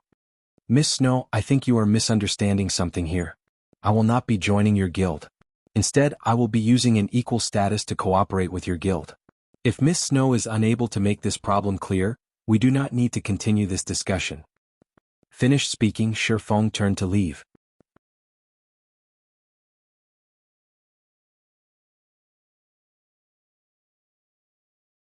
Chapter 84, Horizon Alliance. Seeing as Shifeng was about to leave, the members from Ouroboros were stupefied. There was actually a man who would treat Gentle Snow in such a way. He even discarded the chance to work with Ouroboros without hesitation. Zhao Yueru panicked, her words caught in her mouth. She almost wanted to hold back Shifeng and mediate between them. Even the wise Gentle Snow had yet to speak. If Zhao Yueru took action herself, her standing out might cause the situation to worsen. So, without a better choice, she just pulled on Gentle Snow's arm, secretly reminding her. However, what Zhao Yueru did not know was that Gentle Snow was similarly stupefied. She did not imagine that Shifeng's goal from the start was not to join Ouroboros but to cooperate with them on equal standing. However, did Shifeng have the qualifications to do so? Ouroboros was not as simple as it looked. It was a colossus in the virtual gaming world. The resources in its possession were not something an average player could imagine. To be able to cooperate with Ouroboros with equal statuses, at the very least, they needed to be a first-rate guild equally. On the other hand, the man before Gentle Snow wanted to cooperate with Ouroboros on equal standings as if it were a matter of course. For him to be so confident, did this man truly have some sort of hidden power standing behind him? This was also not an impossibility. Being able to carry out this series of matters, in addition to obtaining such a set of equipment, was not something a person could do within such a short period. Black Flame definitely possessed the support of a great power. That's the only way he would be capable of causing the vicious competition that was happening right now. According to their guild statistics, the income Black Flame obtained from selling the forging designs exceeded 60 gold coins. Meanwhile, the fluid funds of a first-rate guild right now did not exceed even 3 gold coins. If this money were utilized properly, it would allow a first-rate guild to surpass the other first-rate guilds instantly. Becoming a super guild would not be a problem. Suddenly, Gentle Snow felt chills crawl down her spine. As the vice leader of Ouroboros, she actually failed to notice such a great hidden power. However, for a power to be unknown to her, one could just imagine how deep this power hid. Fortunately, she was able to discover it now. Whether they were a friend or a foe remained unknown. Please wait. Gentle Snow urged Shifeng to stay, saying, "You too should know that our Ouroboros is a first-rate guild. There are not many powers out there who possess the qualifications to work with us. If you can prove that you have the ability and capital and that your proposal would bring Ouroboros great benefits, then we can come to an agreement." Humph. Ouroboros sure does have a very big tone. You should know that the first-rate guilds that I can choose to cooperate with aren't just limited to you. Shifeng turned around and looked at Gentle Snow, acting as if he did not place Ouroboros in his eyes at all. Afterward, he took out one of the level 10 mysterious iron equipment forging designs that he bought from Blackbeard, waving it in front of Gentle Snow's face. He then said with a sneer, "I wonder what thoughts you will have after seeing this? Do you think I have enough qualifications?" How could it be? Gentle Snow could not believe what her eyes were seeing. Her heart was filled with extreme shock. How did you obtain a level 10 mysterious iron forging design? Right now, even the level 3 glimmer chestplate forging design was being fought over insanely. The value of the forging design in Shifeng's hands right now simply could not be imagined. To the elites of a guild, the level 3 glimmer chestplate forging design was not particularly useful. The main purpose of a guild obtaining it was just to earn money and nurture their own forgers, increasing the advantage that their guild possessed over others. However, when compared to the forging design that Shifeng was currently holding, the glimmer chestplate forging design was not even worth being mentioned. Led by one step, then lead to every other step. This was the natural law of the virtual gaming world. Every guild knew of this law. Trade secret. Don't think too much about it. Shifeng kept the forging design. If there aren't any other matters, then I'll be leaving. It was absolutely impossible for Gentle Snow to allow the person in front of her, who possesses a level 10 mysterious iron equipment forging design, to leave. Moreover, to allow him to cooperate with another first-rate guild. If she were to allow the other first-rate guilds to obtain him and mass-produce these pieces of equipment, equipping every elite member with it, then the competition for the kingdom's capital would no longer be necessary. Alright, I agree. State how we should cooperate then. Gentle Snow grit her teeth, yielding to Shifeng in the end. Hee, but I don't wish to cooperate with you anymore, Shifeng said in a deep tone. You? Gentle Snow's expression suddenly turned cold. However, very quickly she calmed back down. She no longer had her high and aloof attitude, her face revealing a calm smile as she said, I apologize for my previous poor manners. I wonder if you can reconsider? Our Ouroboros is willing to pay double the price of the other guilds. Shifeng nodded his head, saying with a smile, All right then, seeing as you are so sincere. After this scene, everyone else thought that they had heard wrong. The incomparably proud snow goddess actually surrendered. Moreover, she even apologized for her previous behavior. How terrifying was this black flame? Currently, Zhao Yueru's eyes were shining as they looked at Black Flame with admiration.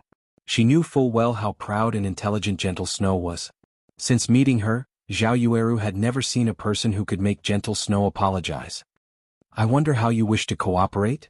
Gentle Snow sent a glare towards the snickering Zhao Yueru behind her, then looked back at Shifeng and asked. It's very simple. I am planning to establish a loose lifestyle organization called Horizon Alliance and recruit all sorts of lifestyle players. You just need to help me advertise it and spread its influence, and I'll give your guild a discounted price.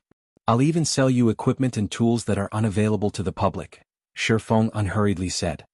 You really want to establish such an organization? Gentle Snow was slightly shocked. Although she did not think highly of Shifeng, the terms he stated were very attractive. Zhao Yueru's eyes widened in shock. She unbelievably looked at Shifeng, feeling he was too insane. After everyone else heard Shifeng, they all thought that Shifeng simply had too much money to waste. He was actually trying to establish such an organization. Shifeng's plan was truly outrageous.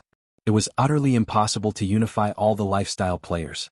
The financial resources, physical resources, and manpower required to carry out such a feat were simply too great. Every guild has been nurturing their own lifestyle players. Moreover, they only recruited the elites among them in order to avoid wasting resources. That meant that the leftover lifestyle players were just mob characters, and there wouldn't be a big effect if all of them gathered together. The resources needed to nurture these lifestyle players were even more needless. There was not a single guild out there who was willing to bear such a price. Of course, if it were to succeed, the profits would be truly unimaginable. You don't have to worry about this. When the time comes, I will naturally notify you to help me advertise the organization and spread its influence. In any case, you all don't have anything to lose. Of course, I will give you all some remuneration in advance. 10 glimmer chestplate forging designs should be enough for your guild to nurture quite a few forgers. If Shifeng were to advertise the organization himself, not to mention how much time it would waste, the effects would not be that great. He would need a lot of time to increase the organization's influence. However, it was a different story if Ouroboros were the ones advertising the organization. They could practically cover the entire Star Moon Kingdom, greatly shortening the process of gathering influence. Gentle Snow gave Shifeng's offer some thought. It was not much work for them to do the advertising. They could also obtain 10 glimmer chestplate forging designs now, allowing them to widen the gap between Ouroboros and the other guilds. They would also be able to nurture a large batch of lifestyle players, earning even more coins. As for the matter of establishing such a lifestyle alliance, nurturing lifestyle players in large batches meant it was a process of constantly spending money. It wouldn't be long before such a plan would collapse. Nurturing lifestyle players was an extremely tough task. If Shifeng did not possess the resource and financial support from a large guild, it would be very hard for him to obtain any achievements. Following which, Gentle Snow signed a contract with Shifeng, stating that she was willing to help Shifeng spread his organization's influence throughout the entire Star Moon Kingdom.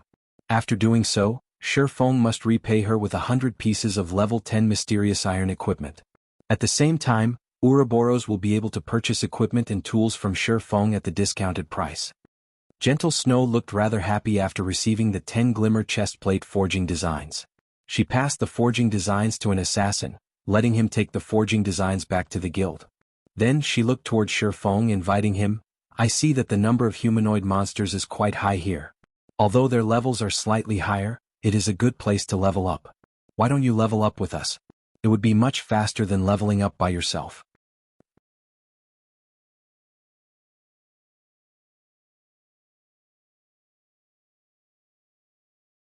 Chapter 85, Birdman. Gentle Snow's invite caused both Zhao Yueru and Xiao Yuer to pay attention. Shifeng's strength must definitely be great. However, they have never specifically seen him in action, so they were extremely curious about his capabilities. They wanted to experience the strength of the rumored chief forger of Star Moon Kingdom. Right? Join our party, Big Brother Black Flame. Our party members are all very skilled, so our leveling efficiency will be a lot higher, Xiao Yuer said from the side. Zhao Yueru sent a glare towards Xiao Yuer. The girl actually made the statement before she could. Xiao Yuer hid behind Gentle Snow, cutely sticking her little tongue out at Zhao Yueru. Zhao Yueru stamped her feet in anger, causing her chest to bounce indefinitely. If it were not for Black Flame being present, she would have taught this little girl a lesson right this instant. Although the beauties were filled with interest in Shifeng's strength, the remaining two male players had their fighting spirits raised instead. Just what did Shifeng possess to earn the attention of the three beauties? Suddenly, a heart of competition grew within them. They looked at Shifeng with a provocative expression, not believing that they were any worse than Shifeng. Regarding these provocative glances, Shifeng paid no attention to them. He said in a low tone, "Thank you for your kind intentions, Miss Snow. However, I have a quest that I need to do here, so I can't level up with everyone." A quest, is it? Gentle Snow was slightly shocked. This place was a level 8 monster area, so she was extremely curious about this quest Shifeng possessed. However, trying to ask about someone else's secret would be impolite, so she formally said, "Then we won't disturb you anymore. If you need help, just ask. Although we don't know how much help we could be, we will still try our best to assist you." Shifeng smiled faintly when he heard Gentle Snow's offer. It was naturally good news that there was someone willing to help him. It would not be an easy task entering the Steel Fortress Barusha. There would definitely be monsters there, and it would take Shifeng a long time to deal with them by himself. If there were such a powerful party helping him, then he would be able to save a lot of time. That's great. I need to go to a certain place. However, there are a lot of monsters there, so it won't be easy for me to enter by myself. Can you all help me clear the area? Shifeng implored. Originally, Gentle Snow was still thinking of a way to deepen the relationship between them and Shifeng. Never would she have thought that Shifeng would actually take the initiative to ask them for help. Gentle Snow quickly said, "Okay, I'll invite you to the party. You lead the way." Shifeng accepted the invite, joining Gentle Snow's party. Under Shifeng's guidance, the party of players quickly arrived at the core region of Physis Canyon. We'll arrive after passing through this forest. However, the number of birdmen here is very high. They are all living up in the trees and are hard to detect, so you all have to pay attention to the birdmen descending at any time. If they catch you in their talons, they will carry you high up into the air, then throw you your death, Shifeng informed as he walked. It's just a bunch of birdmen. What's there to be afraid of? Watch how we'll take care of these birdmen. The shield warrior of the party clapped his chest, speaking in a disdainful tone. Shifeng spoke no more, only silently pushed aside the tree leaves that hindered his path. However, Gentle Snow was not careless. Instead, she commanded, "Everyone pay attention to the air above. Protect the healer." Yes. The two male players immediately turned serious, not daring to be careless. They tightly guarded Xiao Yuer's sides. As long as Xiao Yuer survived, she would be able to revive them after leaving the battle. That way the EXP and skill proficiency lost would be massively reduced. As expected, not a moment later, 4 white-feathered birdmen descended from the treetops. The sharp talons on both of their feet shot down with shocking speed, like an eagle hunting its prey, catching the male ranger in an instant. The remaining party members reacted quickly, either using their weapons to block the talons or avoiding them completely. Get rid of them. Yueru attacked the birdman that caught Little Song. Yueru, stay in the back. Gentle Snow shouted orders. She used Whirlwind Slash on 2 birdmen. However, the 2 birdmen reacted very quickly, avoiding the attack by flying up into the air. Following which, Gentle Snow used Charge, running to save the male ranger named Little Song. Although the twin daggers in Little Song's hands constantly retaliated, the talons of the birdman were too hard.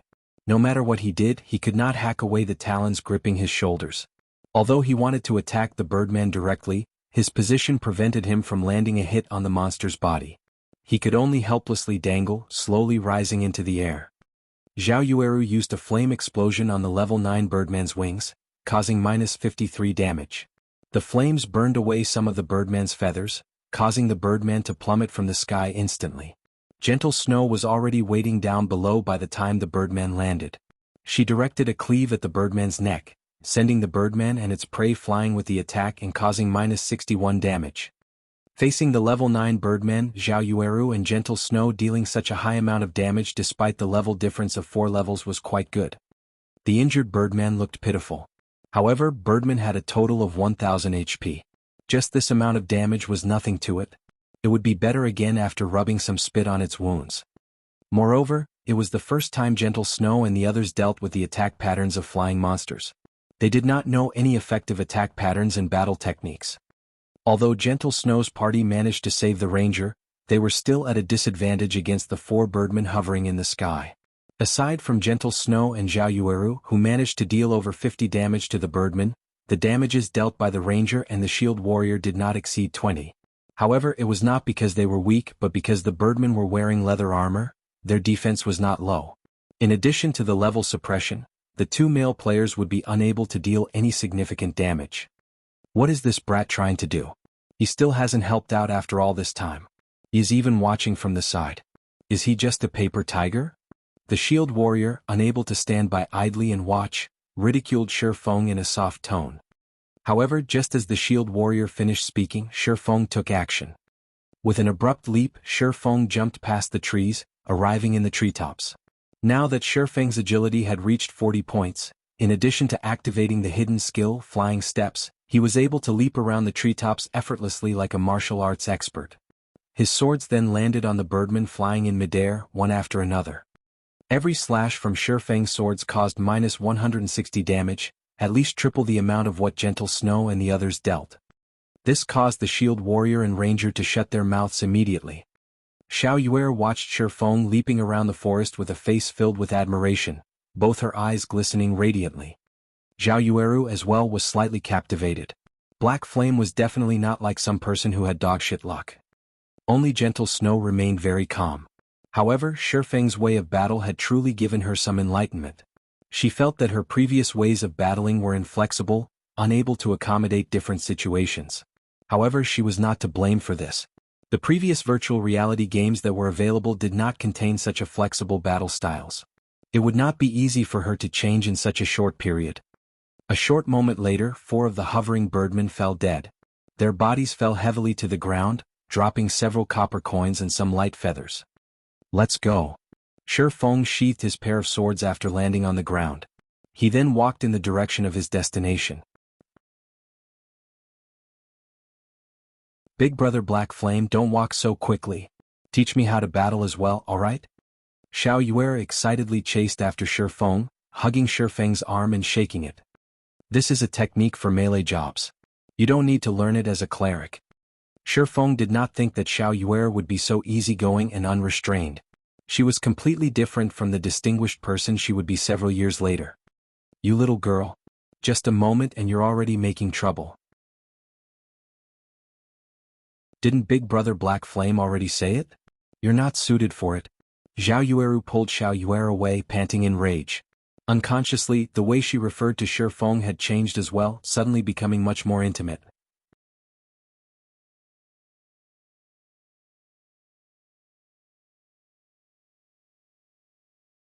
Chapter 86, Mechanical Army.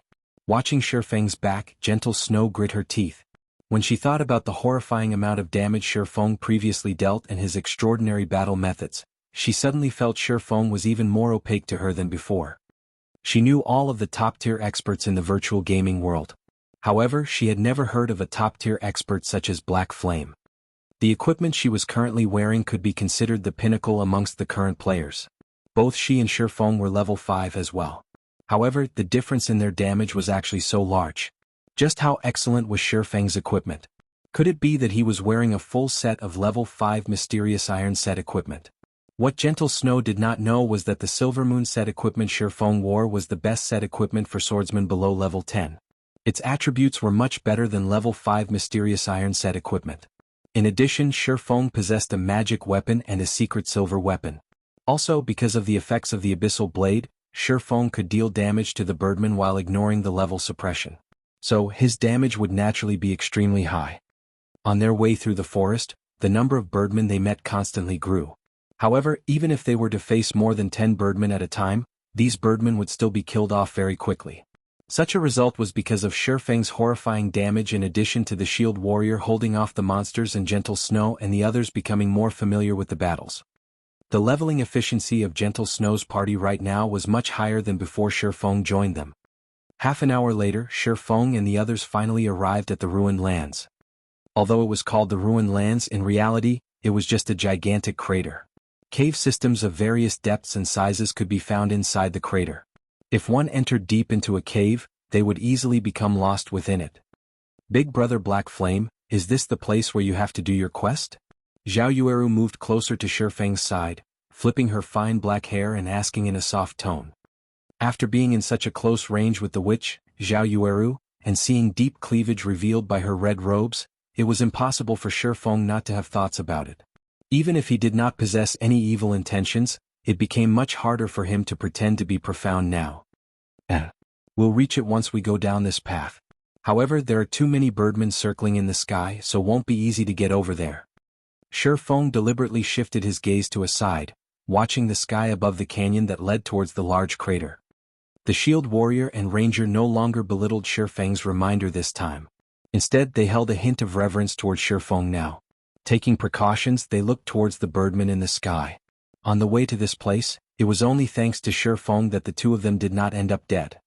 Watching Shifeng take the first step, entering the narrow canyon, a faint smile appeared on Zhao Yueru's face. She kept on having a familiar feeling when she looked at Shifeng. This was the first time she felt this sort of sensation. Soon after, Zhao Yueru followed Shifeng tightly into the canyon. Gentle Snow only smiled sweetly at this scene. How could she not know Zhao Yueru's thoughts? There were extremely few situations where Zhao Yueru was interested in a man in such a way. Of course, if Zhao Yueru could enchant Shifeng, pulling him into Ouroboros, that too would be advantageous. Although there were a lot of birdmen in the canyon, Gentle Snow's party had become increasingly familiar with dealing with these monsters. It was especially true for Gentle Snow. She was a genius. She had already learned Shifeng's battle methods after only seeing them a few times. She used the cliff walls to jump back and forth, and every time she brandished her blade, she would strike a birdman from the air, sending it to the ground. Moreover, she was able to dodge and avoid the talons and fierce attacks of the birdman in midair. Even without Shifeng's help, Gentle Snow's party could get rid of all Theseus birdmen. After continuously killing several hundred birdmen, a flash of golden light appeared around Shifeng's body. He had finally reached level 6, catching up to those leveling madmen. In order to equip the Dark Pursuer's cape a little earlier, Shifeng placed all of his attribute points into agility. If he were to level up the Abyssal Blade to level 5, he might even be able to equip the Dark Pursuer's cape at level 8. He's level 6 already? Gentle Snow looked over at Shifeng. She did not imagine that his leveling speed would be so swift. She had been killing monsters to level up without stop. Yet, she was currently still 23% away from reaching level 6. Meanwhile, Shifeng clearly busied himself with a variety of things, yet he could still reach level 6 before her. However, when she thought about how Shifeng could kill monsters of a higher level with such ease, it was no wonder he could level up so quickly.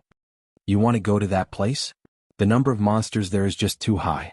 Amongst them, there are even quite a lot of level 9 elites and level 10 special elites. Are you sure you want to enter?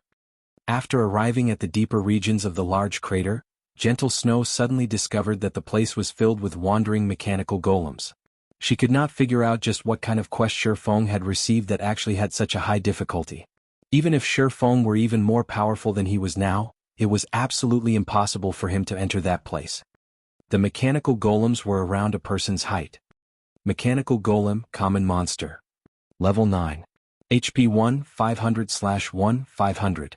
The mechanical warriors were double the size of the mechanical golems, and their hands were holding a blade and shield. Mechanical warrior, elite monster. Level 9. HP 3000/3000. The mechanical knights were the most terrifying of them all. They rode mechanical horses and they held long pikes. They were over 6 meters tall, just like a 2-storied building. Mechanical Knight, Special Elite.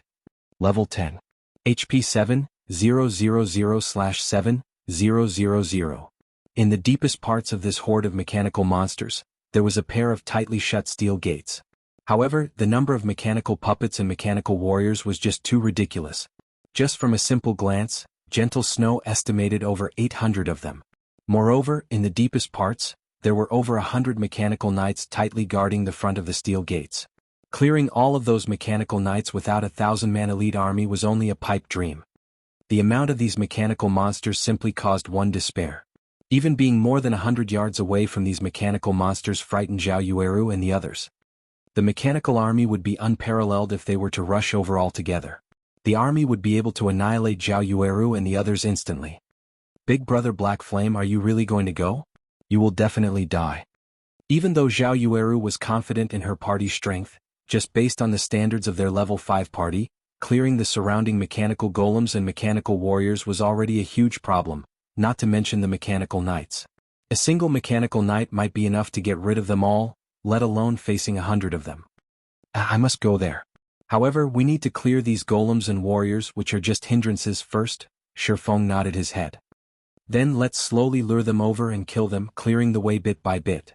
Gentle Snow had already promised Shifeng that they would spare no effort in helping him. Naturally, she would not shrink back now. Moreover, this place was quite good for leveling up. After killing so many birdmen on the way here, they gained quite a lot of common equipment and materials. If they were to clear all these mechanical warriors, their gains should be even greater. It was just that the strength of the mechanical warriors was still an unknown to them. Then I'll lure them over one by one, Zhao Yueru volunteered. It was easiest for a ranged player to lure monsters. Moreover, based on her skills, even if the monsters were tightly packed together, she would still be able to lure only 2 to 3 of them over. Their party would also be able to dispose of the monsters easily. Hold on, Shifeng suddenly pulled Zhao Yueru back. Is there something wrong? Zhao Yueru asked. The others looked towards Shifeng, puzzled. Could it be that Shifeng did not believe in Zhao Yueru's skills? Shifeng was very clear with the difficulty of this place. However, Zhao Yueru and the others did not know that these mechanical monsters were all weapons of war made by the dwarven civilization. If Zhao Yueru were to go and lure the monsters without knowing this, it would only lead to a party wipe. The mechanical monsters are extremely troublesome to deal with. Their aggro range is extremely wide. There is no need to mention their defense and attack power. If you were to try and lure one, at least 10 more would follow. With the level suppression, we will definitely be unable to take on that many of them at once. I have another idea. Which one of you here has a movement speed of over 14 points? My movement speed is 17. Little Song has also reached 14 points. Gentle Snow answered even though she did not understand why Shifeng asked such a question. You and Little Song both use a speed scroll. In a moment, lure all of the surrounding mechanical monsters and gather them in a single location. Then leave the rest to me. Shifeng took out 2 speed scrolls. With these items, based on the mechanical monster's speed, the mechanical monsters would definitely be unable to catch up to the 2 of them. After associating with Shifeng for some time, Gentle Snow knew that Shifeng was not one to spout nonsense. He definitely must have his own reasonings. Hence, she and Little Song both used the speed scrolls, the 2 of them starting to lure the monsters from both sides. You're tuning in to the Han Li's Wuxia Adventures YouTube channel. We're so grateful for your support, and don't forget to subscribe to join us on this incredible journey through captivating stories. Your generosity through donations truly makes a world of difference, as it's the primary source of revenue that allows me to expand and enhance this channel for you. Thank you from the bottom of my heart for being a part of this adventure.